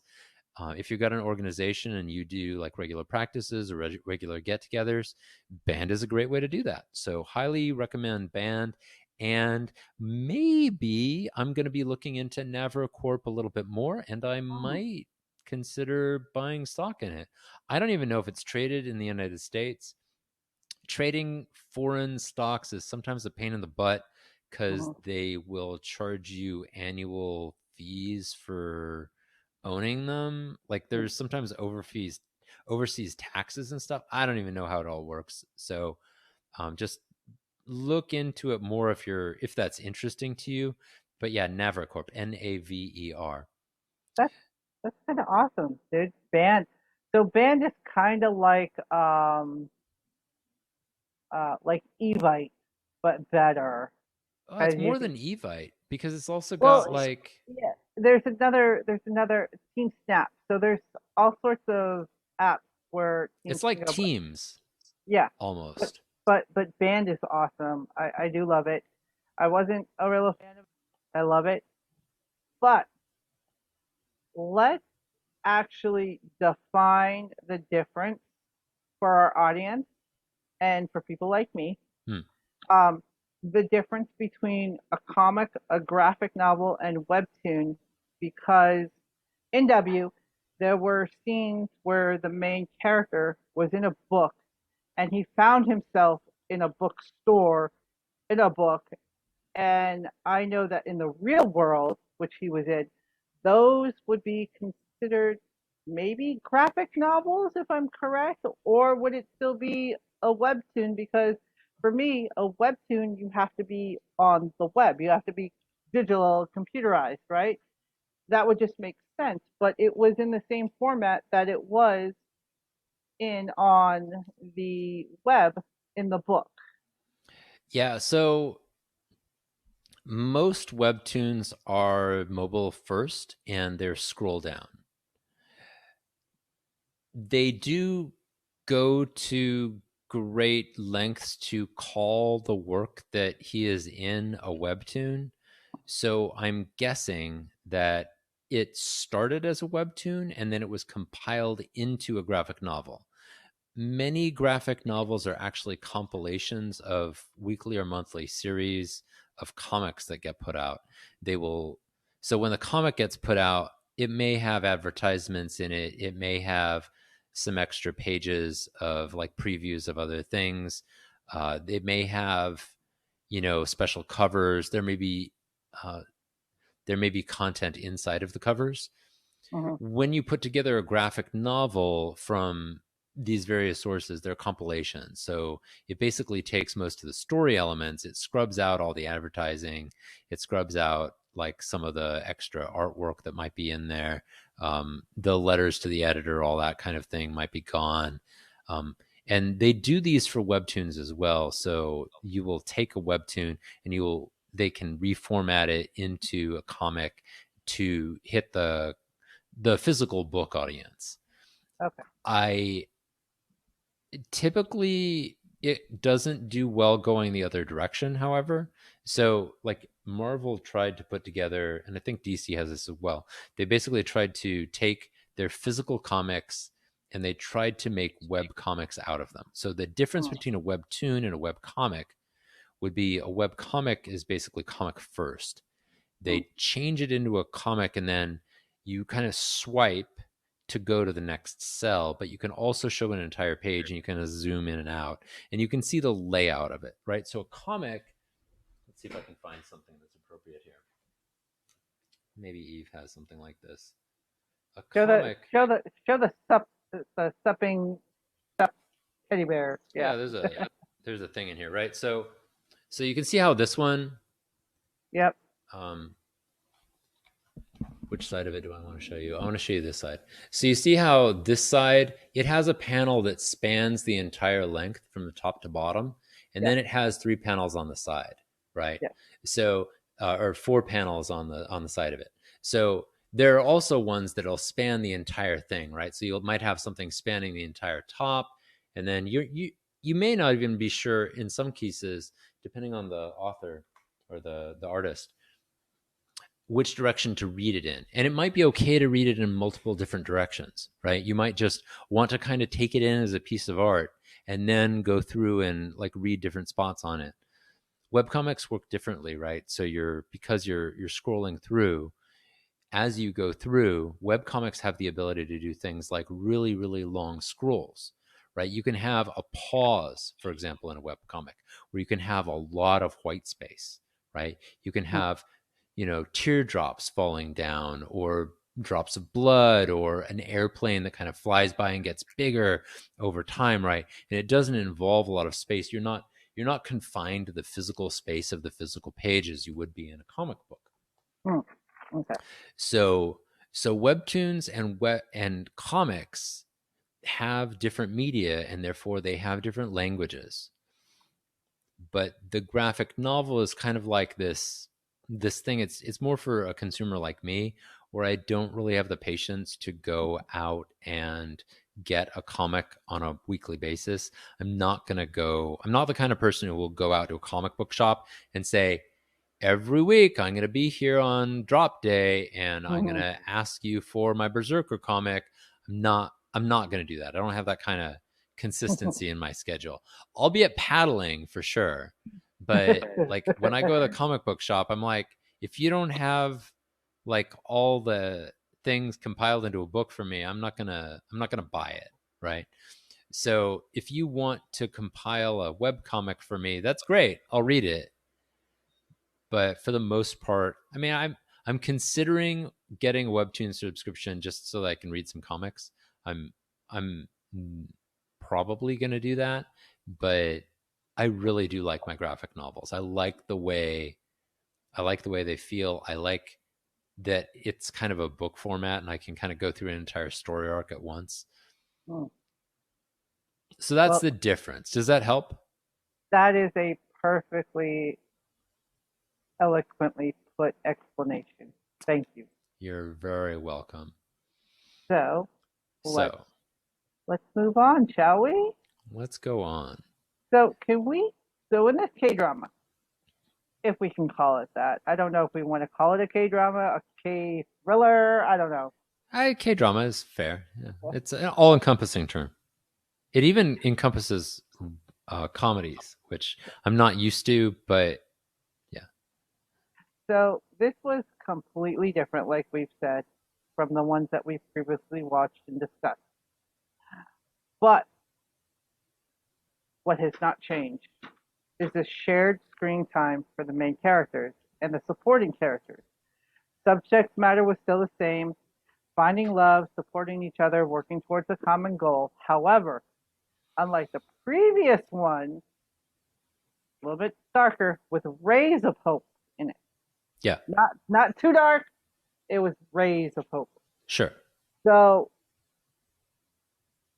I kind of like the back and forth movement between the two worlds, the contrasting of the two worlds, because in the Webtoon world, or the Webiverse, as I'm going to say it, I'm going to keep saying it until the metaverse hates it. That's my thing. The Webiverse. Um, everyone, even if they weren't in high society, they were glamorous. They were they weren't looked down upon, even if there was a social gap, an economical gap level, everybody got along. That was in the Webiverse. Everybody was treated with respect, unlike being in the real world. And we know that from experience, as seeing it in the real world. So, post question,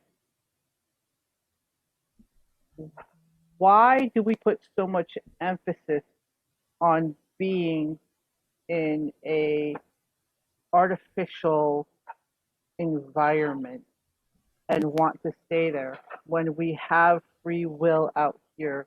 It seems that we kind of lose our free will of in the Webiverse, kind of like in the metaverse, because there was a article that I read recently, um, and you might find this a little bit hilarious or kind of think the guy's crazy. He goes to work and he lives in the metaverse for like I think like something like 22 hours a day and only comes out of the metaverse to sleep and, do other normal bodily functions, but goes back. Like he works in the metaverse. He has a life in the metaverse. So where is the free will? Because it seems like he doesn't have free will. You mean real people? Real people. Oh, well, okay. But So you also, bring up a very interesting philosophical concept. Just, and I think there are people in the physics realm right now who are arguing that we do not have free will, that we live in a world where, mathematically speaking, even though, even if I was to take and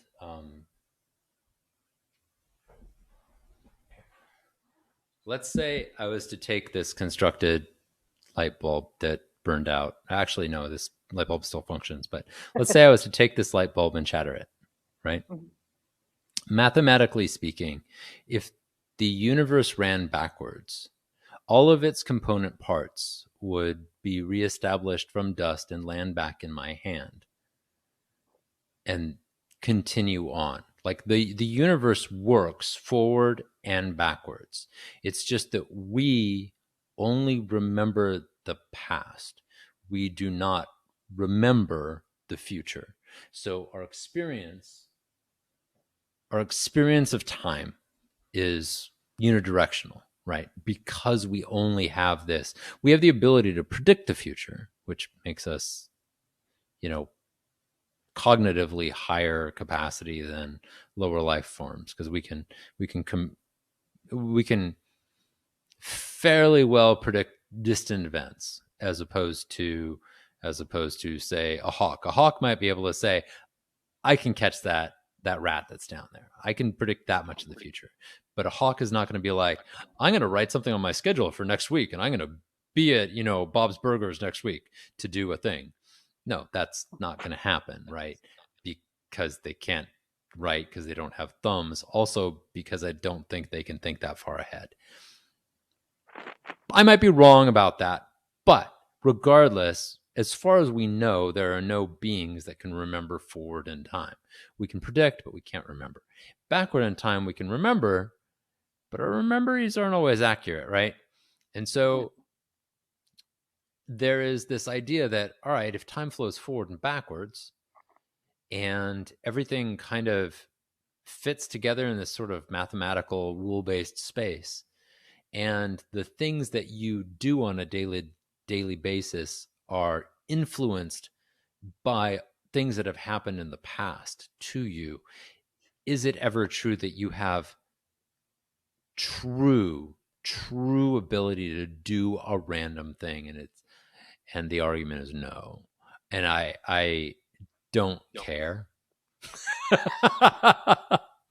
I don't care. At a certain point, you have to go, look, I don't care. I don't care if you think that we don't have free will. What do you think? Do you think you have free will? Even in the metaverse or out?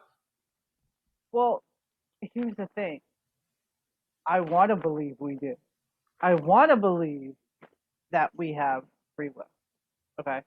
I do. Have actions and past events given me future predictors that we don't? Probably. But my whole thing with this question is,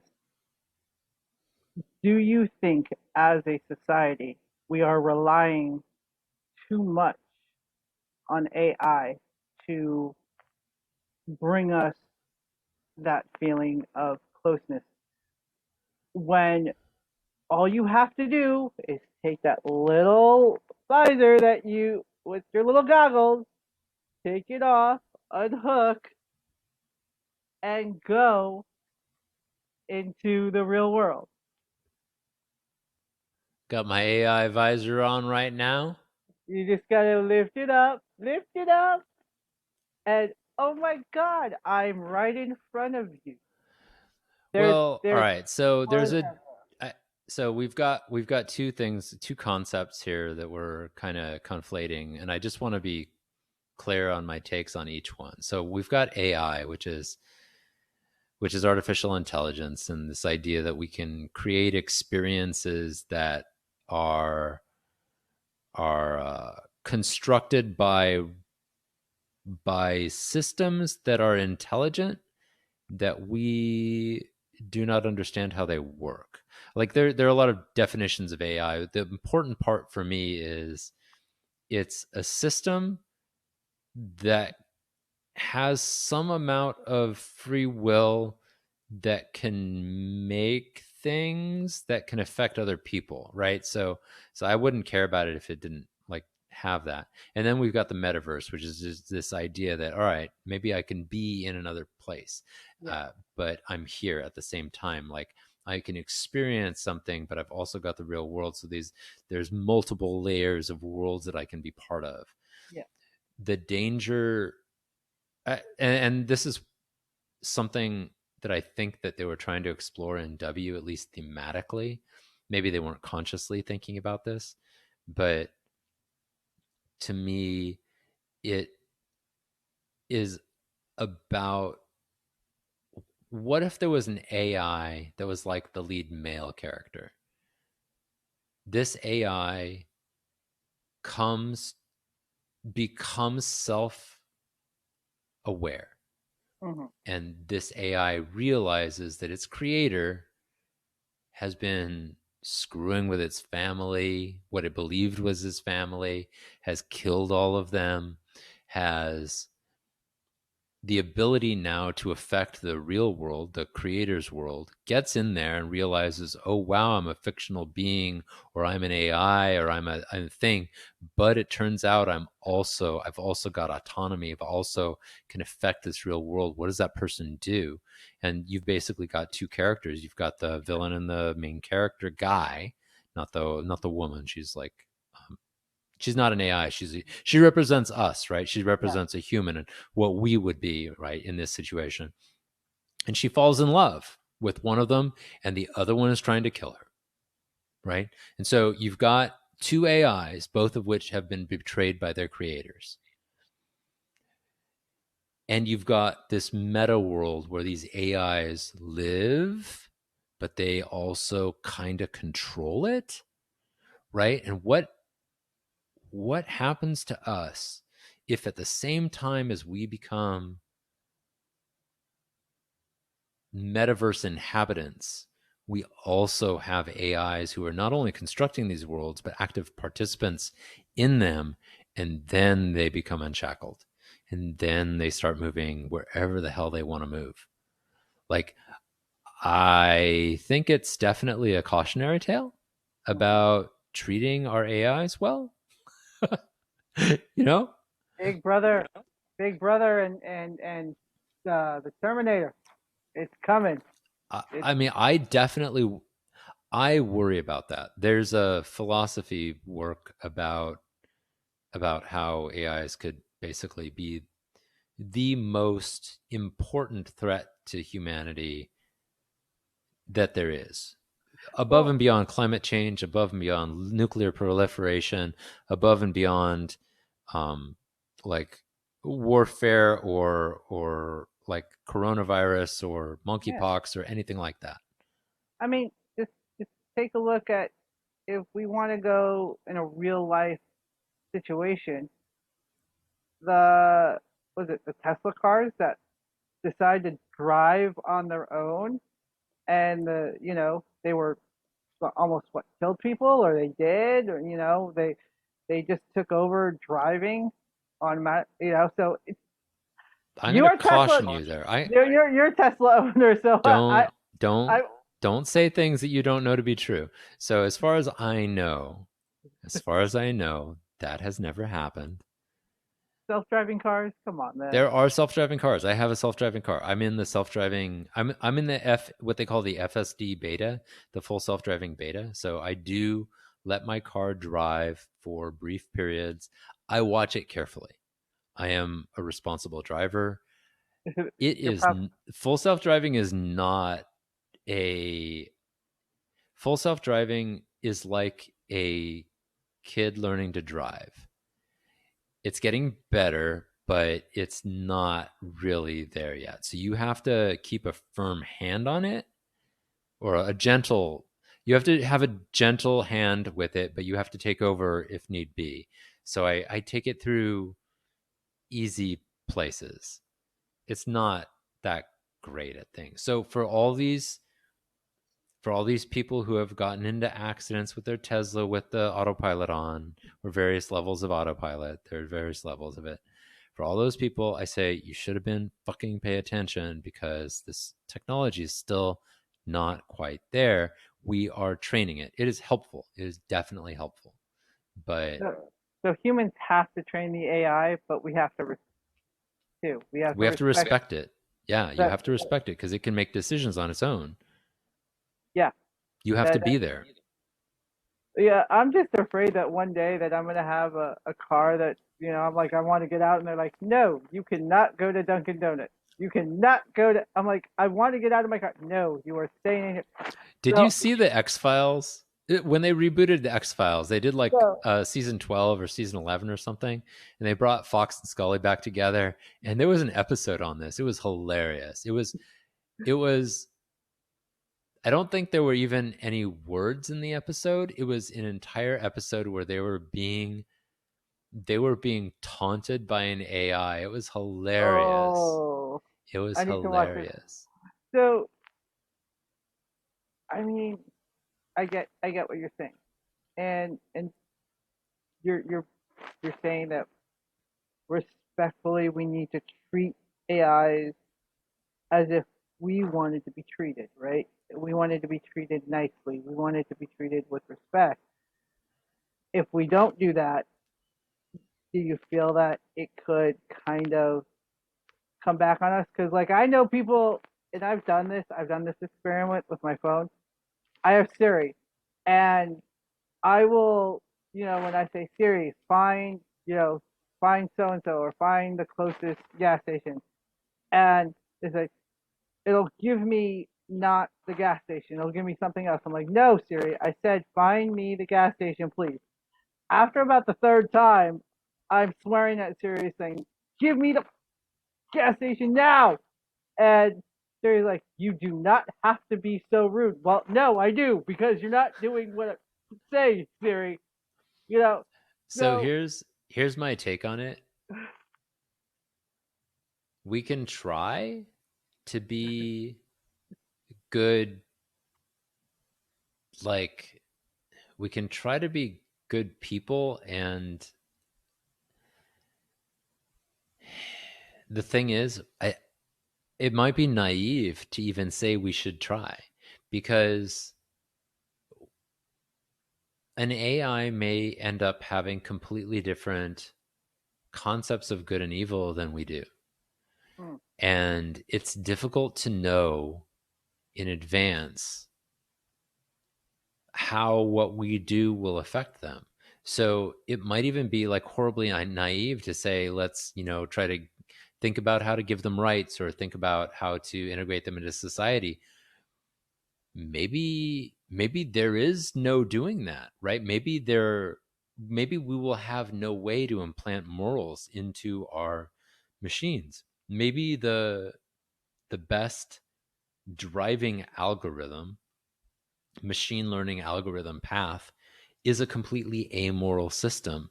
I mean, that's essentially what they're developing right now at Tesla, right? It's a system that can't possibly know whether what it's doing is good or it's bad.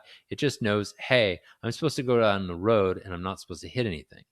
yeah, That's all it really knows. And it may not even understand, well, it doesn't. I don't think it can truly understand what it means to hit something, right? It just knows, I've been told to go around, direct the car around all these things that are in my path that I can identify. and go to that path.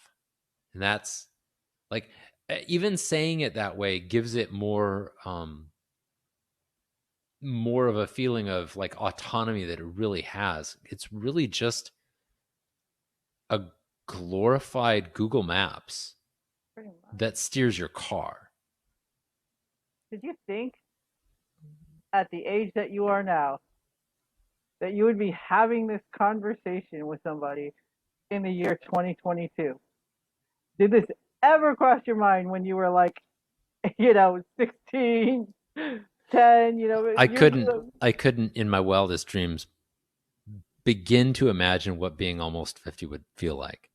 So Oh, no, that I literally I remember being a kid in the 80s thinking to myself, wow, how old am I going to be when it's 2000? Am I even going to make it? Am I going to make it to 24? Cuz like I mean, yeah, we were the told world's that always been scary, folks.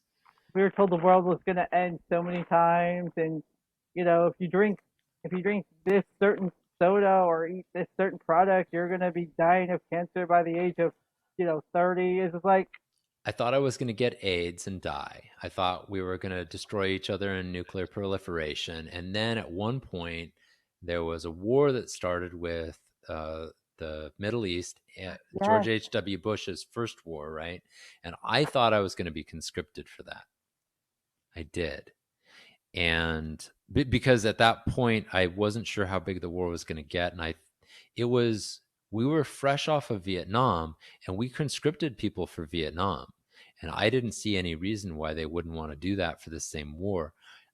I didn't understand how profitable warfare was for private armies and I didn't also understand the number of people who wanted to join the military as not necessarily a career, but at least a stepping stone. And so I didn't like, we did not have a well established professional military in the 70s and the 60s. And so that's why I think they needed to conscript people from Vietnam. But they did a lot of work afterwards to build up a more professional modern military.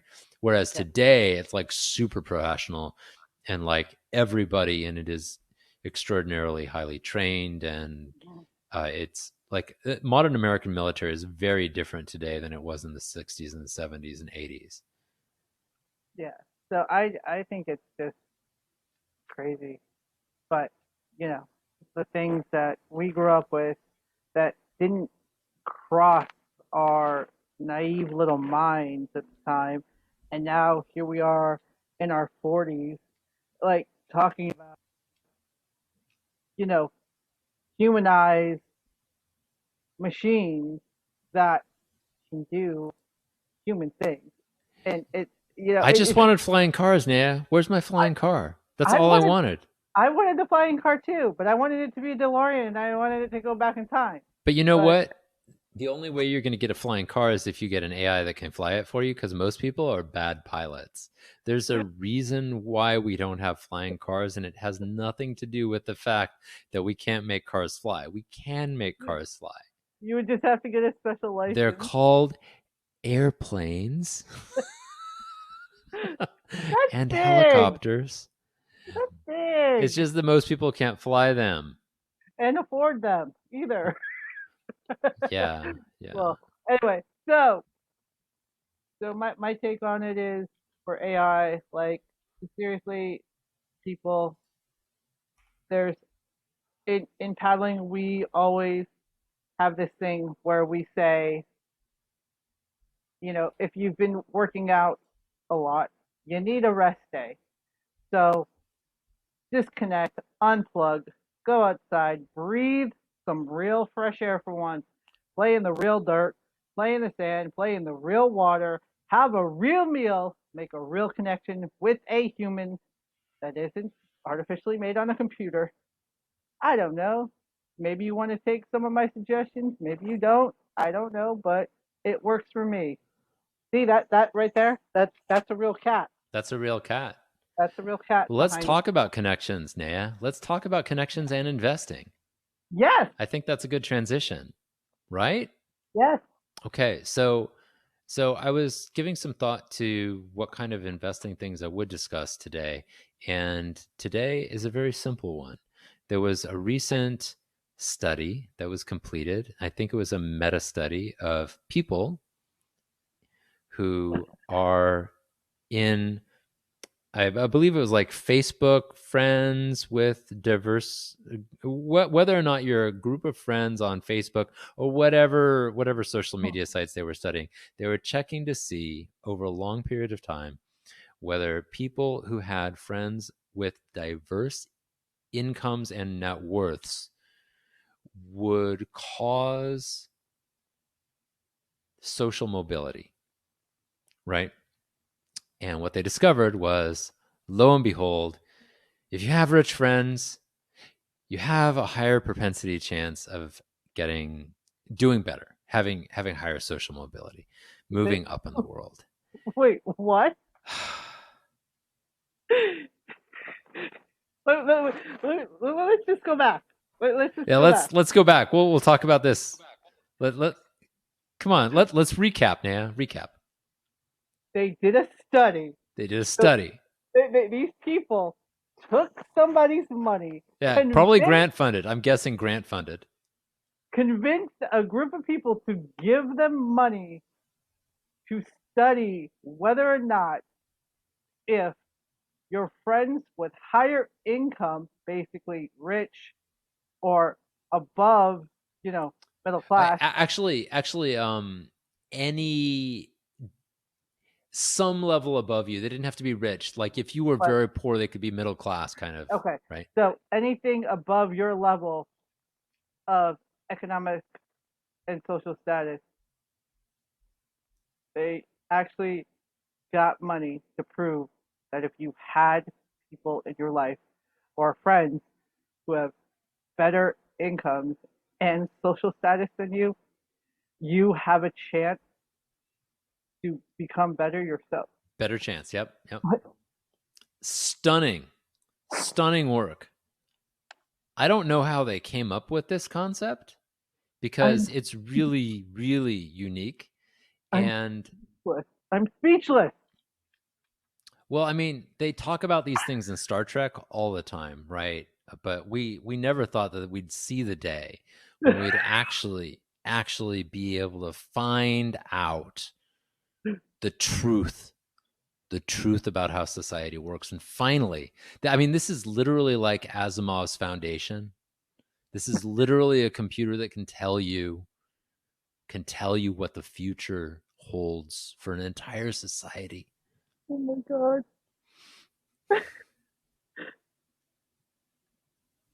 I We could have told you that.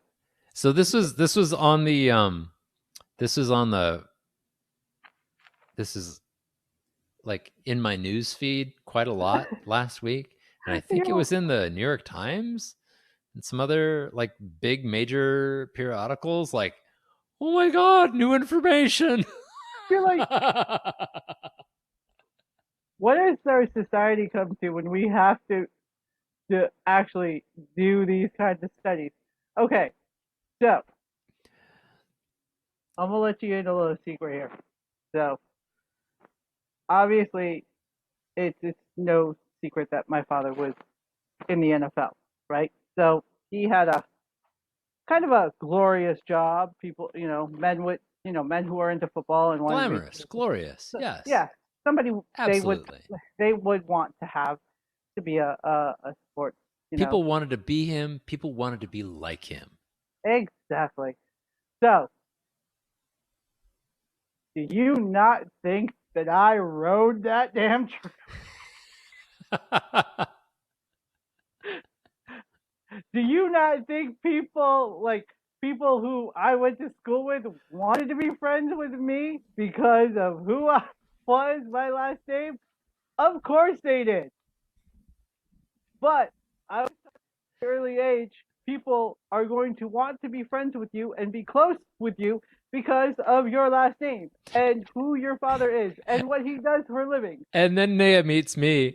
And she's like, I'm Naya.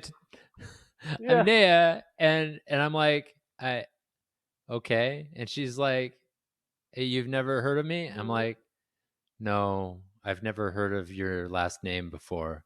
And I got the biggest fucking And she's like, smile. do you like watch football? I'm like, not for like decades. And I got And the even when biggest, I did, I didn't really pay that much attention. So no. So uh, I mean, yeah. I got the biggest fucking smile on my face when you did that. I was like, thank you. So now you can just enjoy the weirdness that is me. I can just like as far as your family goes, you are the most famous to me. Well, you did meet my brother, so he's just a little bit more famous than me. I did meet your brother. I don't know how much more famous he is. I don't think much.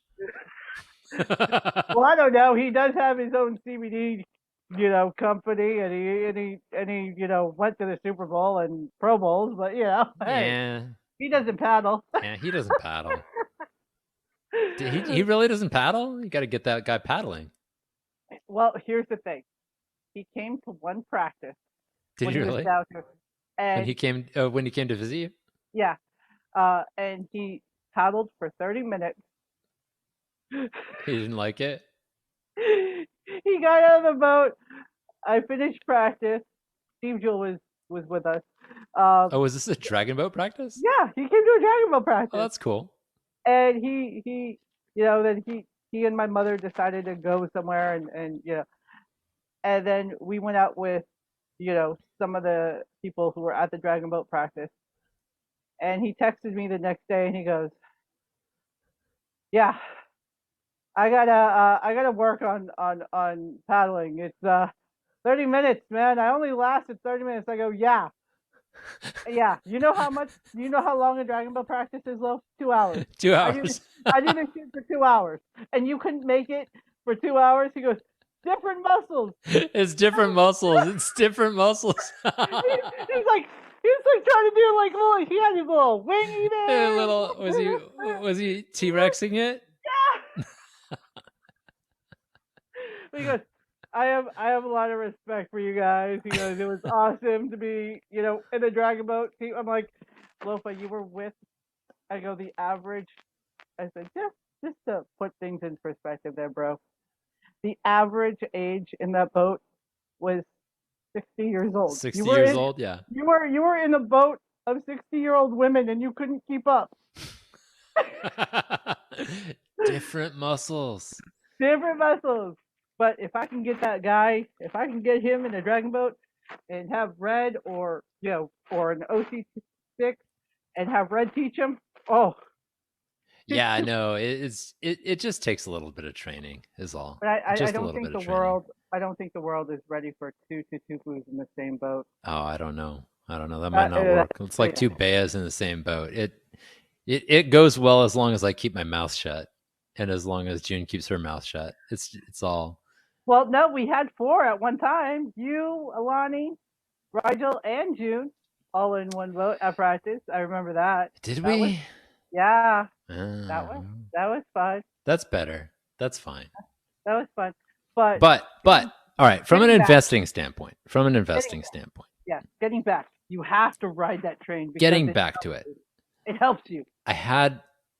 Occasionally I'll have discussions with people about like, where should I go to school? Where am I going to get the most academics? Where am I going to get the most experience? Where I'm going to get the most this, that, and the other things? And I don't know if I want to spend so much time like, messing around and like, doing all these social activities at school. I'm not really looking for that. And to which I would say, from an investing standpoint, you're probably going to get more out of a school that gives you a place where you can meet and become real friends with, not just acquaintances, but become real friends with people who are diverse from you.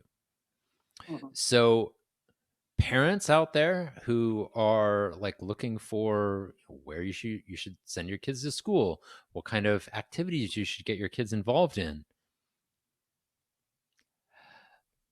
Rich people have known this for a really long time, and it's time for folks who are on the poorer end of the spectrum to recognize this. You want to try to get your kids in the best place you possibly can, and then just let them hang out with people. Just let them hang out. They don't need to like get A's on all their physics tests to be successful in society. They really don't. They need to have some rich friends, and they need to have some poor friends if you're rich, right? Mm-hmm. like let's create a world of social mobility. Everyone deserves a fair shot, right? And if all it is a bunch of folks who don't have any money talking to each other, of course they're not going to know how to do things like save money or invest or budget, right? Because they don't have the money to do it. Mm-hmm. Their parents didn't give them that, their friends didn't give them that, right? So I, as much as we are giving the scientists some shit for putting this study together, Yeah. pay attention to it as a concept and remember that it's not all about becoming a lawyer or a doctor, Yeah. right? A lot of it is about who you meet, where you go. Like you can meet people who are great networking folks Mm-hmm. in volunteer organizations, at sports organizations, doing all kinds of different things, right? Because rich people have a lot of time. They can volunteer, they can do sports, they can do all kinds of stuff, right? They're not necessarily going to be going back to school, right? Mm-hmm. Unless that's what they like to Unless do. that's what they're into, yeah. But I anyway, this is my point, and so I'm bringing this back, I think, to the idea of paddling, right? Yes. So when I so I'm a very introverted person. Yeah. And for me, it's difficult to, yeah, I know, right? Surprise. For me, it's difficult to go out and say, go to a party, right? Yes. But I for I had to take me, proof.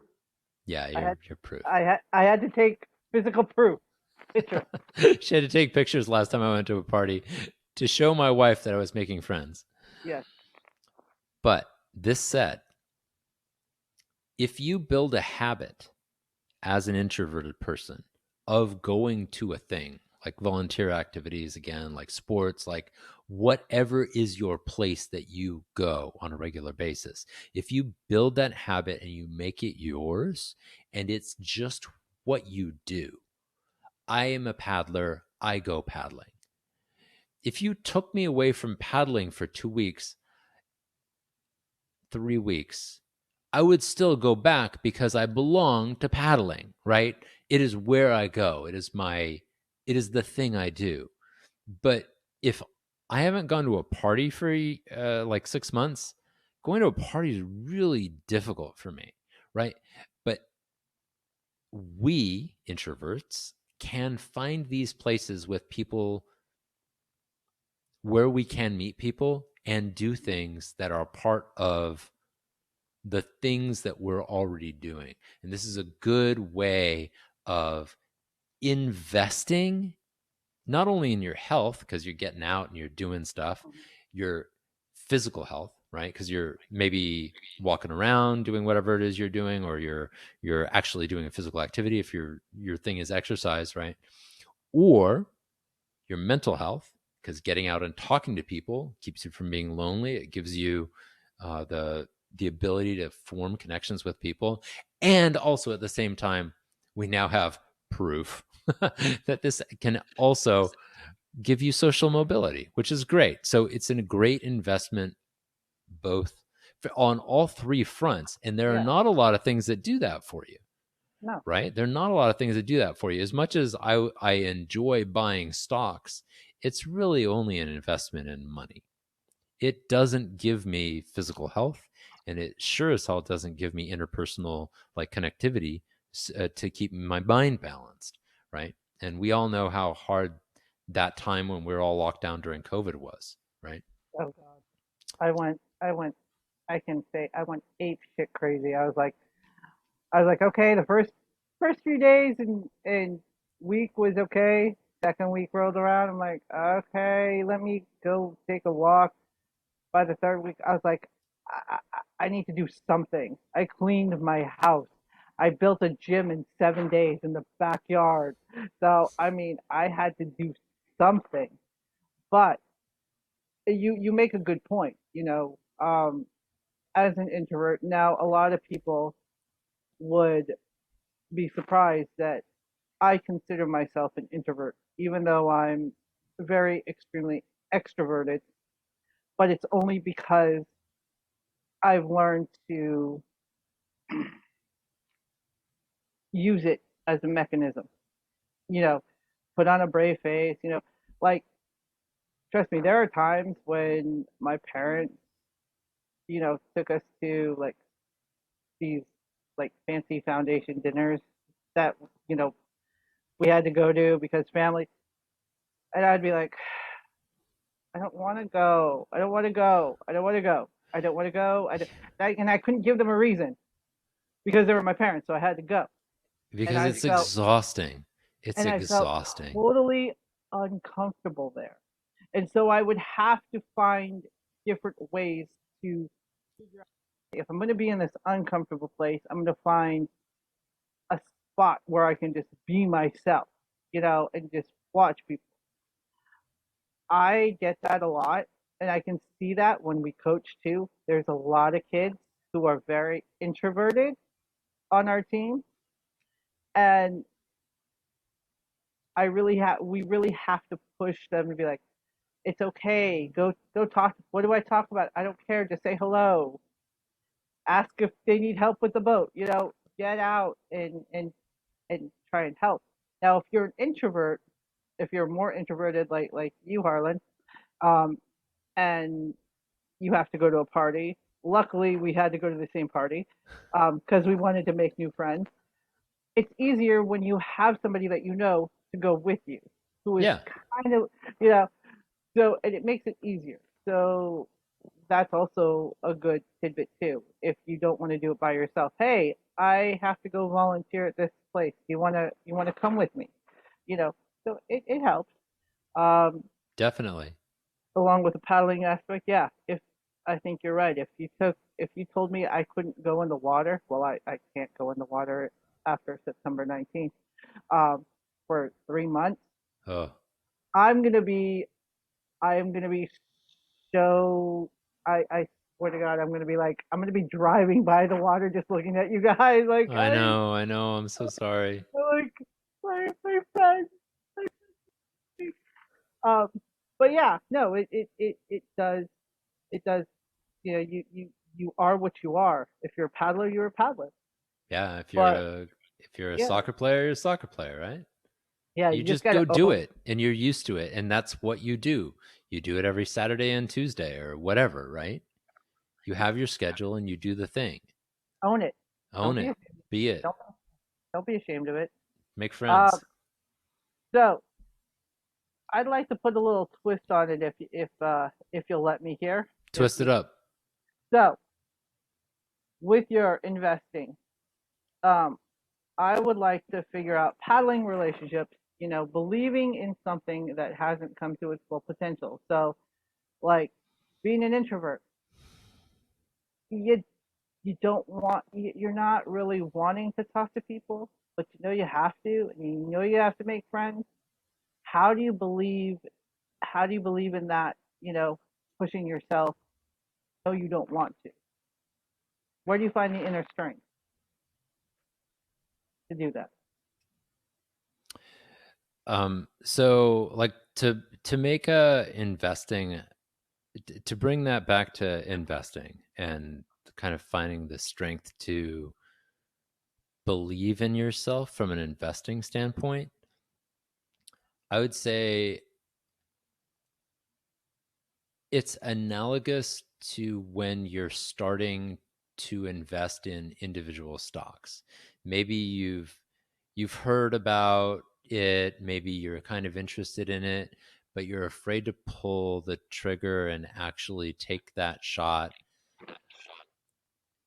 The most difficult thing I think I did in investing was buying my first like years worth of stocks. And I probably only bought like 8 or 9 that first year because I was just trying to very cautiously buy as few things as possible, and just things I was like, oh, I think I'm into this, I think I'm into that. I remember I bought Pepsi. I held Pepsi at one point. I think I bought Cisco at one point. These are things I don't own today. I bought, what is, I bought Marvel, which doesn't exist on its own anymore. It's Disney now. I think I bought that in my first year. That was one of the things I was kind of excited about buying. But there were a lot of things. I think I bought Pfizer in that first year. Again, something I don't own anymore. I don't think. Yeah, I don't think I own Pfizer anymore. And I I definitely felt this sense of trepidation, nervousness, because you buy it thinking, are these, it's like, is this friend I'm talking to, is this person I'm talking to going to become a friend? Is this stock I'm buying right now going to be a long-term thing? And it turned out that most of those first things that bought, they didn't work out. But just like friends, a few good friends are like a few good companies. A few good companies can make an immense amount of return on your initial investment, just like a good friend, right? You may meet 100 people in the next year, and you may decide to become friends with 1 or 2 of them. And of those 1 or 2 people you decide to become friends with, maybe one of them, maybe none of them, become a long-term friend that you keep for years. Mhm. But that investment, that one friendship, that might be the person who turns around, and when you need to drive to the hospital, that person has your back, right? When you need someone to go pick up your kid from school because you're like, you just can't go, they got your back, right? When you throw a birthday party, they're there for you, right? Mhm. Those people matter so much more than those other 99 people. Not to say that those 99 people have no worth, right? It's just that they don't form a connection. Mhm. That connection is what is valuable. And the love that's there, that's what's valuable. With stocks, it's a little bit different. Obviously, you don't love your company. You should never fall in love with a company. It's not a good thing. You can Mhm. definitely become a fan of a company. I don't have a problem. But remember, that company is never, ever going to love you back. Mhm. Never going to love you back. It's like your employer. Much as you may think you like your employer, much as you may like your boss, much as you may love your boss, please, that said, please don't have a relationship with your boss. Bosses, don't have relationships with the people who work for you. Don't do it. No. I'm not saying you can't have a relationship with someone in your company. I'm saying this like employee relationship. Ugh, ugh, ugh. Don't fall in love with your company though, because I've known so many good people who worked at companies that I thought would keep them around, my own company, and they just get let go. They're laid off for whatever reason. Um, they're fired for somewhat legal, somewhat illegal reasons, Mhm. unethical reasons, or just, it's the way it goes. And so it's somewhat the same in that there's a small number of stocks or people that can basically make or break your investing Mhm. in friendship or in companies. Mhm. But it's different in that you stick with your friends, and you should be I believe that people should be, loyal, but you don't have to be loyal to companies. If you see your company taking a nosedive, Get out. they would they would just as soon step on you as step on the sidewalk. You get out as soon as you possibly can. If you see like bad behavior at a company, like stuff that you like, when I saw what Facebook was doing with their algorithms, Hmm. now every company has some ethical issues. Every company has ethical issues. There are lines in the sand that I didn't know I was going to draw. I never knew I was going to draw the line in the sand of Facebook supports unethical, un American behaviors, undemocratic. I won't say un American, I will say undemocratic behaviors and supports violence online. Like that was a bridge. That was many bridges too far for me. And I sold all my Facebook stock because I'm like, I can't do this. Like this is not. It's why I don't own any Philip Morris or Hmm. Altria. I don't remember what they're calling themselves these days, but the smoking stocks. Hmm. So yeah, I mean, but you have to choose that for yourself. It's just like your you friends. do. You have to choose it like your friends. There are a lot of people who invest in smoking stocks. I'm not judging you. I'm just saying I can't do it. Yeah, like your friends. They're like, oh, well, I'm gonna go jump off this bridge. You're like, no, that's not for me. I like walking. Thank you. And You other people know? are like, yeah, let's do that Yeah, bridge. yeah. No, I totally get it. So, are we satisfied with the investing I'm part? satisfied with the investing part. Should we do some trends or should we wrap up?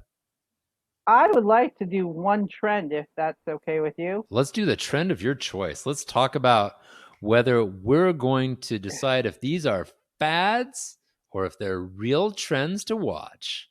Are we going to So, ride this wave or are we going to huli? so there's one wave that I wanna talk about, I know and what it is. I know what it is. Go for it. no, no, no, no, no, no, I know what.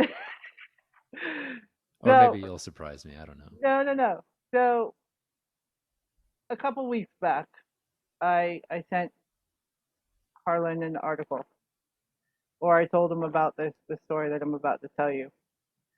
But I prefaced it with a story of my own. So when I was in college, me and my college best friend, I think it was around Christmas time, and we were over near Parkway Plaza Mall. And if you don't know, that's in El Cajon, La Mesa. So y'all can just go over there and tell them I told you the story. And the parking lot was full except for one parking space. And we pulled in, and she had a white truck at the time. And a security guard came up and said we couldn't park there. And we go, well, it's the only parking space available. No, you can't park there. There's a sign. And so we looked at the sign, and it said parking for expectant mothers only.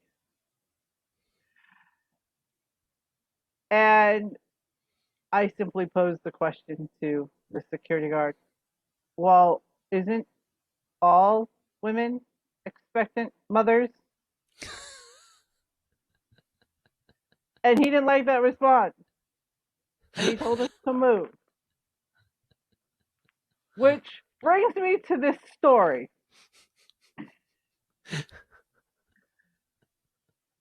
I believe it was in Texas where this woman, or a state where they banded abortion. Actually, Um, fun fact, Texas still allows abortion. wow, Yeah, I was surprised at that too. wow. But I think it's on the chopping block. It's Yeah, not like, yeah, it may be in Texas. I think it. I don't I remember where this lady was from. Let me see I if I I can wouldn't find. I wouldn't be surprised if it was Texas, but it was somewhere where, after Roe versus Wade got, wonderfully shut down by our wonderful Supreme Court there. Oh no, it is Texas. It is Woo! Texas, yeah. Texas HOV lane. Nice. So this woman was in the HOV lane, which we all know you have to have how many people, Harlan, besides yourself? Well, typically one more person besides yourself or two depending on the lane definition, but Yeah. I think in Texas it's just one. So physically in the car with you in a seat. That's how logically. That's Well, how logically we think. that's Okay. how logically we would think about it. Yes, in a seat, but So this woman, philosophically speaking, this woman, it is in a seat. this this woman, this woman got pulled over, and she got a ticket, and she was in the HOV lane, and she goes, "No, I have another person in." The the cop was looking in the car. He goes, "Where's the other person?" She pointed to her belly. She was pregnant. And he goes, "That's not what," he goes, "You could take it up with the court," and still gave her the ticket. She's arguing the fact that because she's carrying a fetus, that she's allowed to be in the HOV lane. So I'm calling this now, and I'm seeing this in my head, and I'm being sarcastic and cynical like I am. But now because Roe versus Wade got shut down, women can now use the fetus get out of whatever card. Oh, I can, you know, skip the line. I can go in the front of the line because I'm carrying a person. Or I can, do something that normally you wouldn't be allowed to do. Oh, because I'm carrying a person. How do we feel about this? Like, okay, first of all, I don't know if I want to give this woman props or say that she's crazy. I I think don't she's just throwing shade. I think she's throwing shade. I mean, what do you think? Like, I don't want to say that this is going to get out of hand, but or people are going to actually do this, but I could see it in my mind. I have two countervailing thoughts in my head. One is it's not fair. And the other is, but wait, it is fair. So here's my thing. The purpose of carpool lanes is to basically say, look, if you've got two people to take to a location, it's better to use the same car. And so it tries to help reduce traffic and keep our roads flowing better and to reduce emissions and stuff like that. And so whenever you're taking a second person to do something, then you would get the benefit of the carpool lane. Note, even if your initial plan was to go together anyway, there's no requirement that you have to go pick up some rando and be in the carpool lane. No, the only requirement is you have to have two or more people in the car. So in a way, carpool lanes are kind of bullshit already. So is it fair? Does it matter? Do you think she would win if she went up to a judge? No.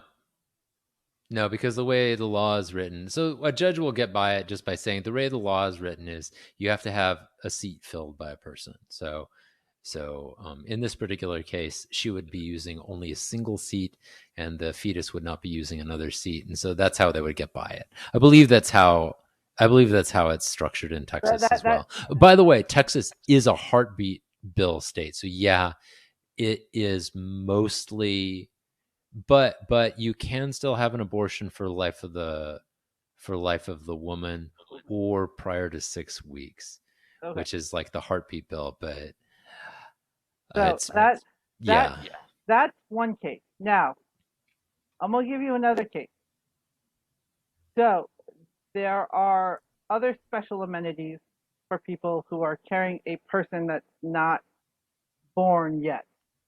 I think this is Wisconsin or New York that passed this, that said a fetus can be marked as an independent or a A dependent dependent on your taxes. on your taxes.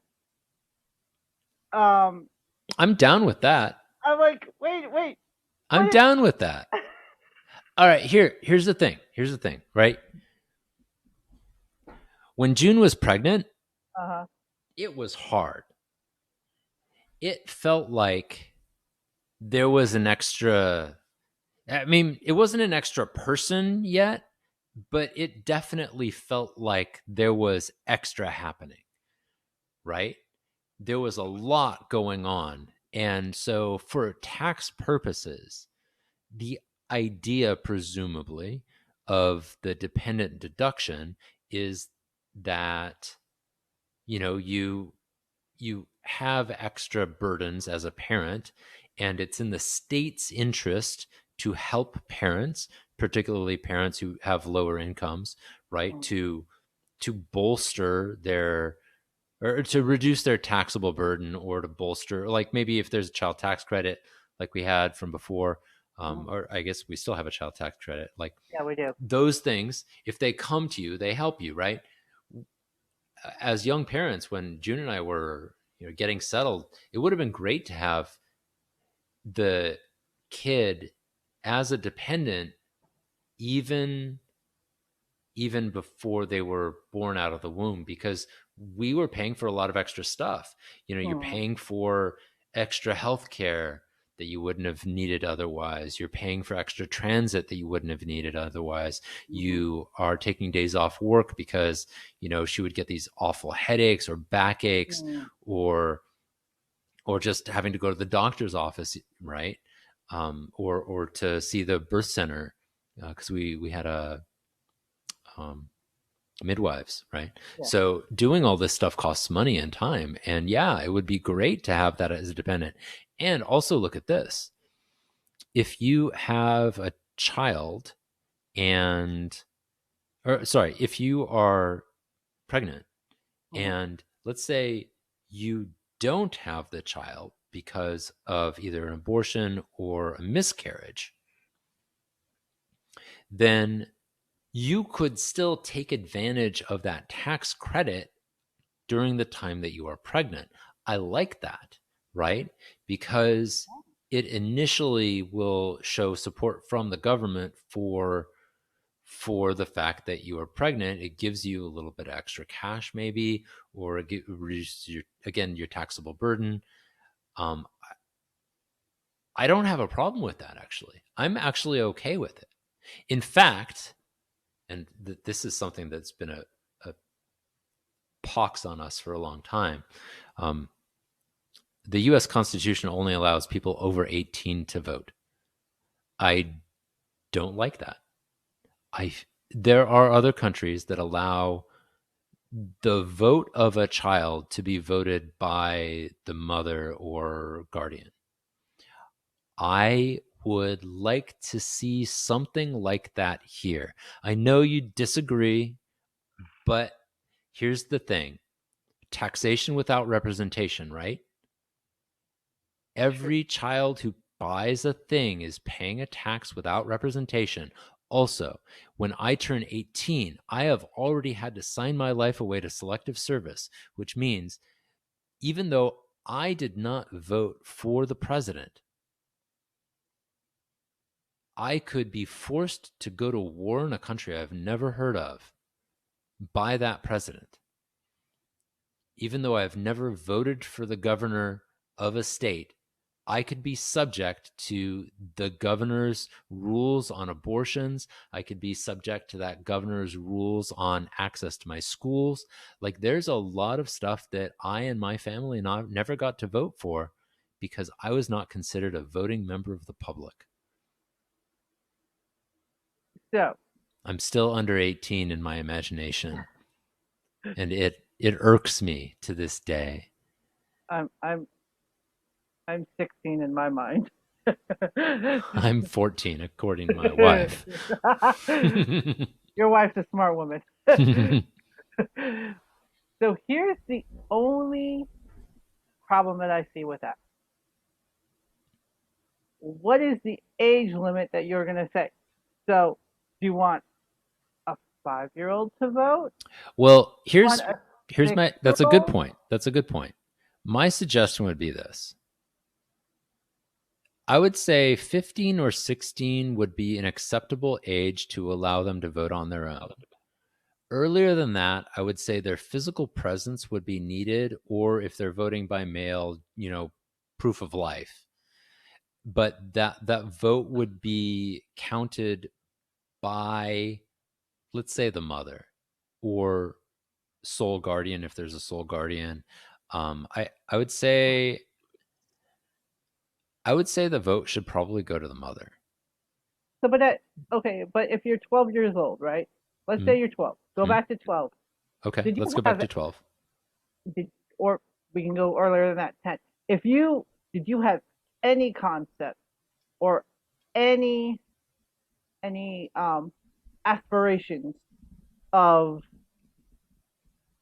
you know, knowing politics? Because I can tell you when I was 10 or 12, I didn't care about politics.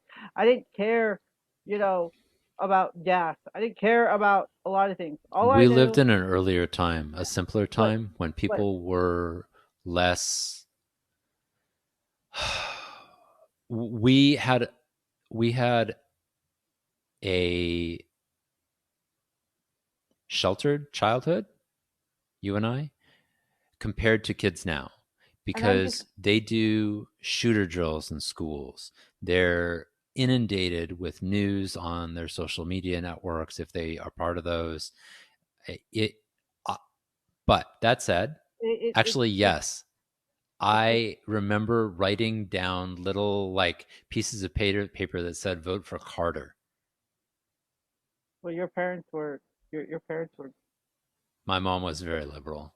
yeah. My parents really didn't care. Yeah, Like, my I mom was mean, very liberal. But by the time I was in high school and I took my first civics class, which was I think my or might have been like I might have been 16 when I took my government or civics class or whatever it was.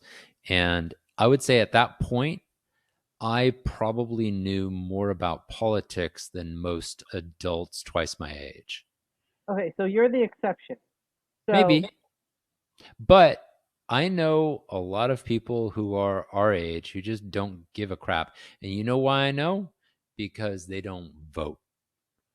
now They see, and this, don't go to the polls at all. They don't even vote. There are a yeah. lot of people who just,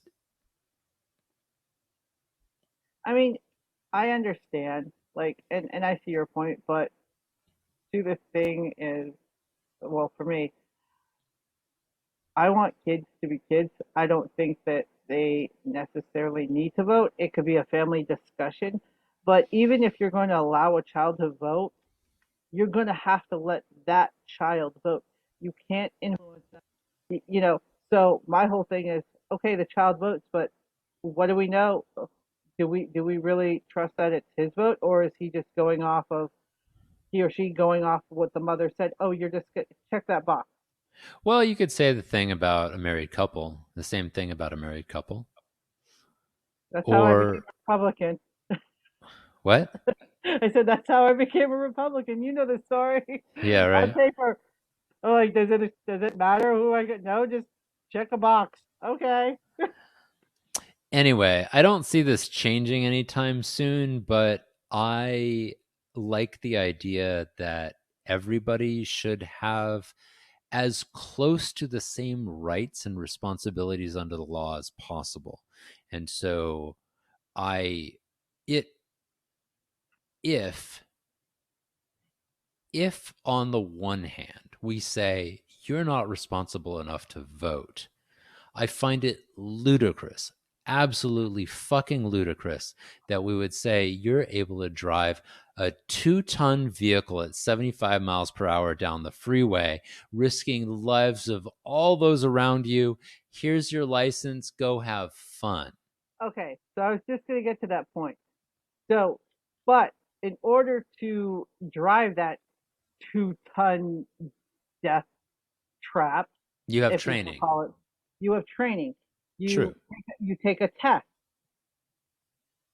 If you were allowed to take a test to actually be 16 years old or No, 15 there. All right. to vote, So voting is a different type of right, right?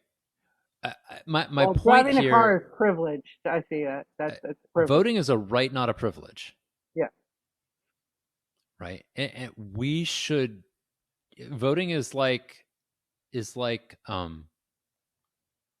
speech, right? You have the right to say what you want, just like we can say whatever the hell we want right here, right now. The government can't stop us. YouTube can stop us. They might block us out for this, but the government can't stop us from saying this. At least they're not supposed to, right? Mhm. Voting, same way. And really, for voting education efforts really are left up to the political parties and to the schools. And the schools really aren't chartered for that. They may have civics classes, but as far as I know, no school's objective is to create well-rounded voters.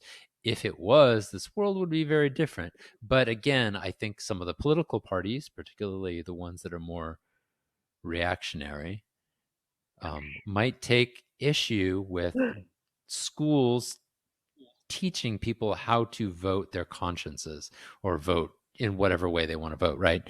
So I don't know if that's ever going to happen, but it's a right, not a privilege. I don't And know really, how. how hard is it to go out and look and see, like, oh, who are these people? Like, what do they want? Like, if I want to know what the city council person is I just type it into Google at this point. It's not.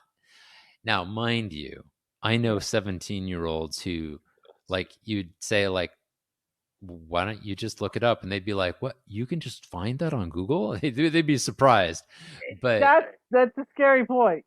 But it's we, true. like we said, It's true. we have adults who, like, as you say, I sent you an email. Well, can't you just tell me what you said? No, I took the time to write the email, read the email. It's like, so basically this has become a three-tiered question. So first of all, do we let them use the HOV lanes, closer parking, I and other? vote yes, HOV lane for fetuses. Yes, do it. I think it I think it's awesome. And I you're don't think, because technically it's still in a seat. It just may be the same seat you're using, and that makes it even more efficient, right? That's the whole point. work harder, not smart. Work smarter, not harder, right? Exactly. All right. Second question. That's my vote. What's your vote? Are you no on that? I'm a no. I'm a Oh, I'm a no. you're a But killjoy. You're a killjoy, now. well, the fact is, I mean, it. I mean, if I was pregnant, I'd probably feel differently. If I was pregnant, I would feel a whole hell of a lot differently because I would have so many It's hormones going on. it's hard to drive when you're pregnant. You know this, right? That's why I'm going to get a self-driving car. Well, like it's hard to tie your shoes. Like, Oh as you yeah, become do it. more and more pregnant, it's hard to do lots of things. That's why I wear slippers. I hate shoes. I'm not. If I ever get pregnant, which I probably won't, I'm going to wear slippers.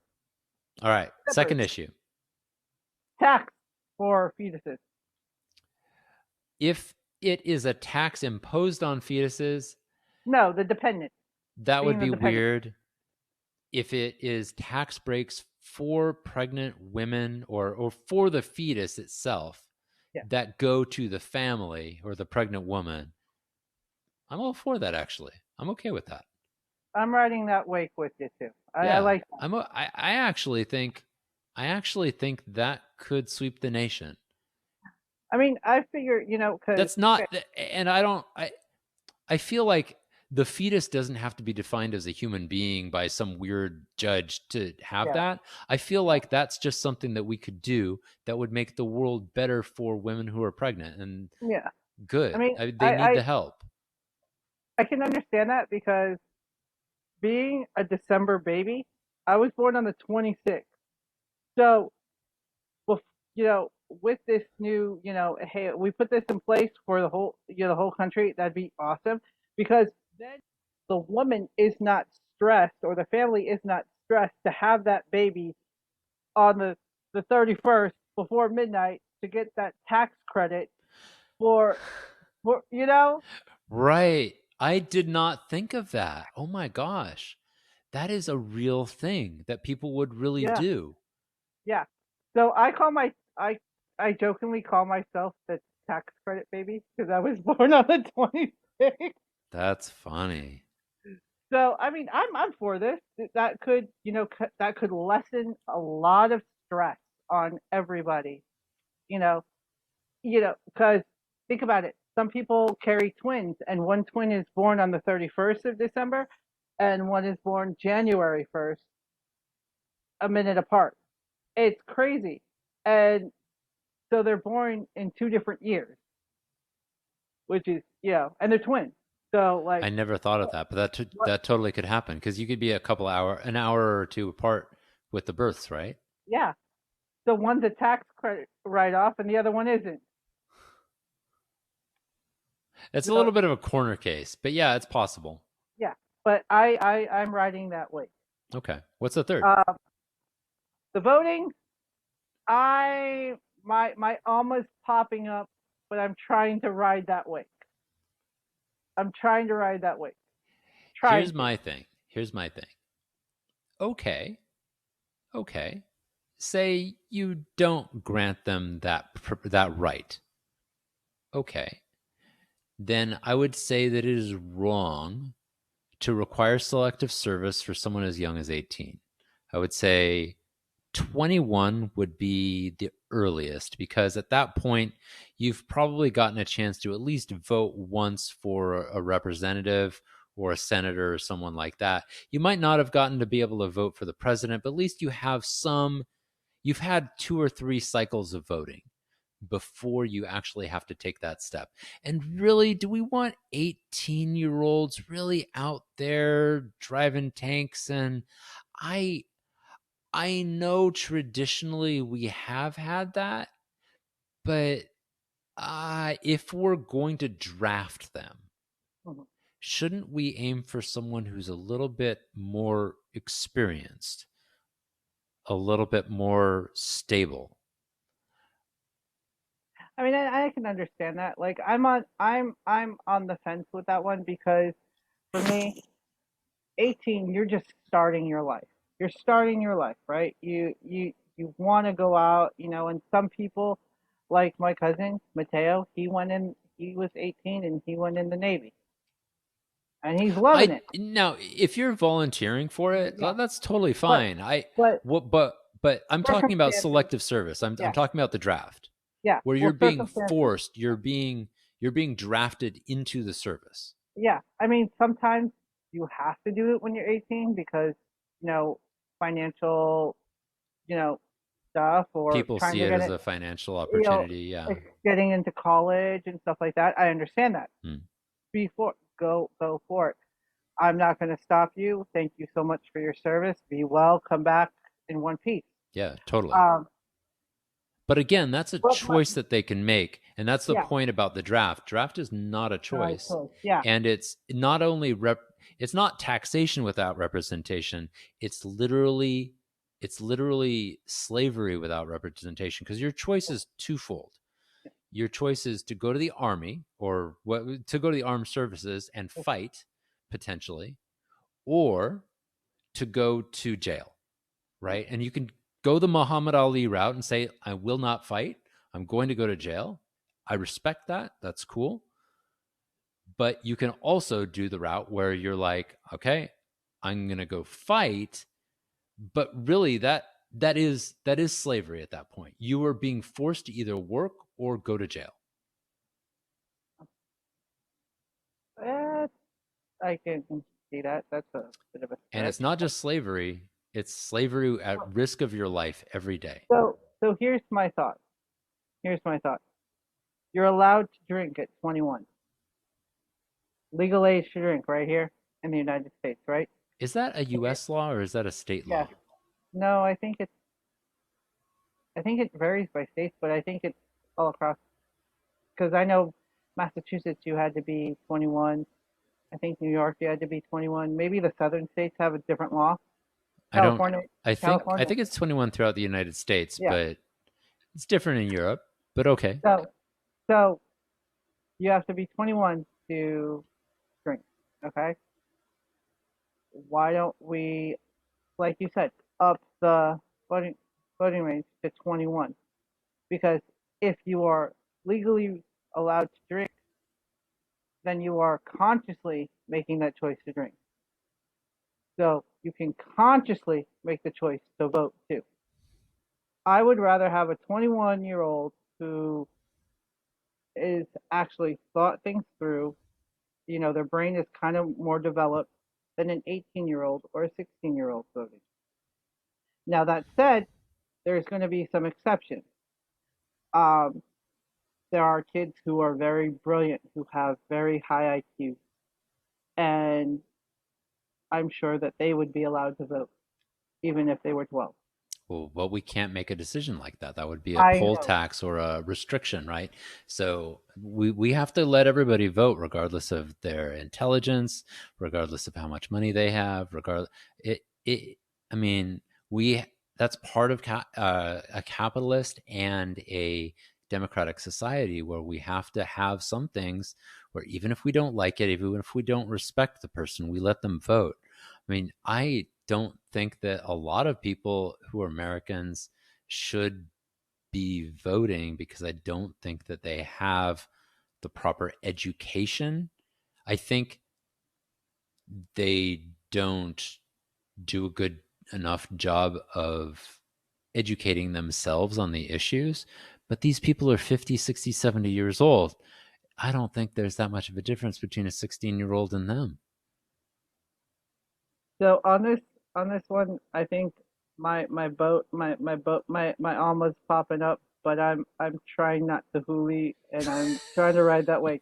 I'm in between. I don't know where to go from here. I mean, let's just call it. I know Well, you're riding that wave it would take a an entire uh episode. no, it would take a I happen to have this because I saw it on June's desk and I'm like, Oh hey, a constitution. God. It would take a constitutional amendment to change it because there was a constitutional amendment that put it in there that everyone who's 18 can vote. And it removed poll taxes and stuff like that. So no barriers, no illegal barriers. I think Anyway, my point is the I think Constitution would have to be updated, and it's a lot bigger discussion than we would be able to have. But but let's anyway, wrap it up. Let's so wrap let's wrap it up. That was today's show. It was 3 hours and 7 minutes long, everybody. This is our longest, most epic show ever. Woo! So thanks for watching. Please like and subscribe. And Naya, how can people connect with us? They can connect with us several ways and several possibilities through the wonderful world of technology. Haha. You can email us at writingthewake2 at gmail.com. That's writingthewake2 at gmail.com. Or you can follow us both on Instagram and Facebook at Writing the Wake, one word. Plus, you can go to our website, writingthewake.show, and our where is it? Did we put? Yeah, there we go. He's updating the sheets as I talk right now. But yeah, Facebook, Instagram, email.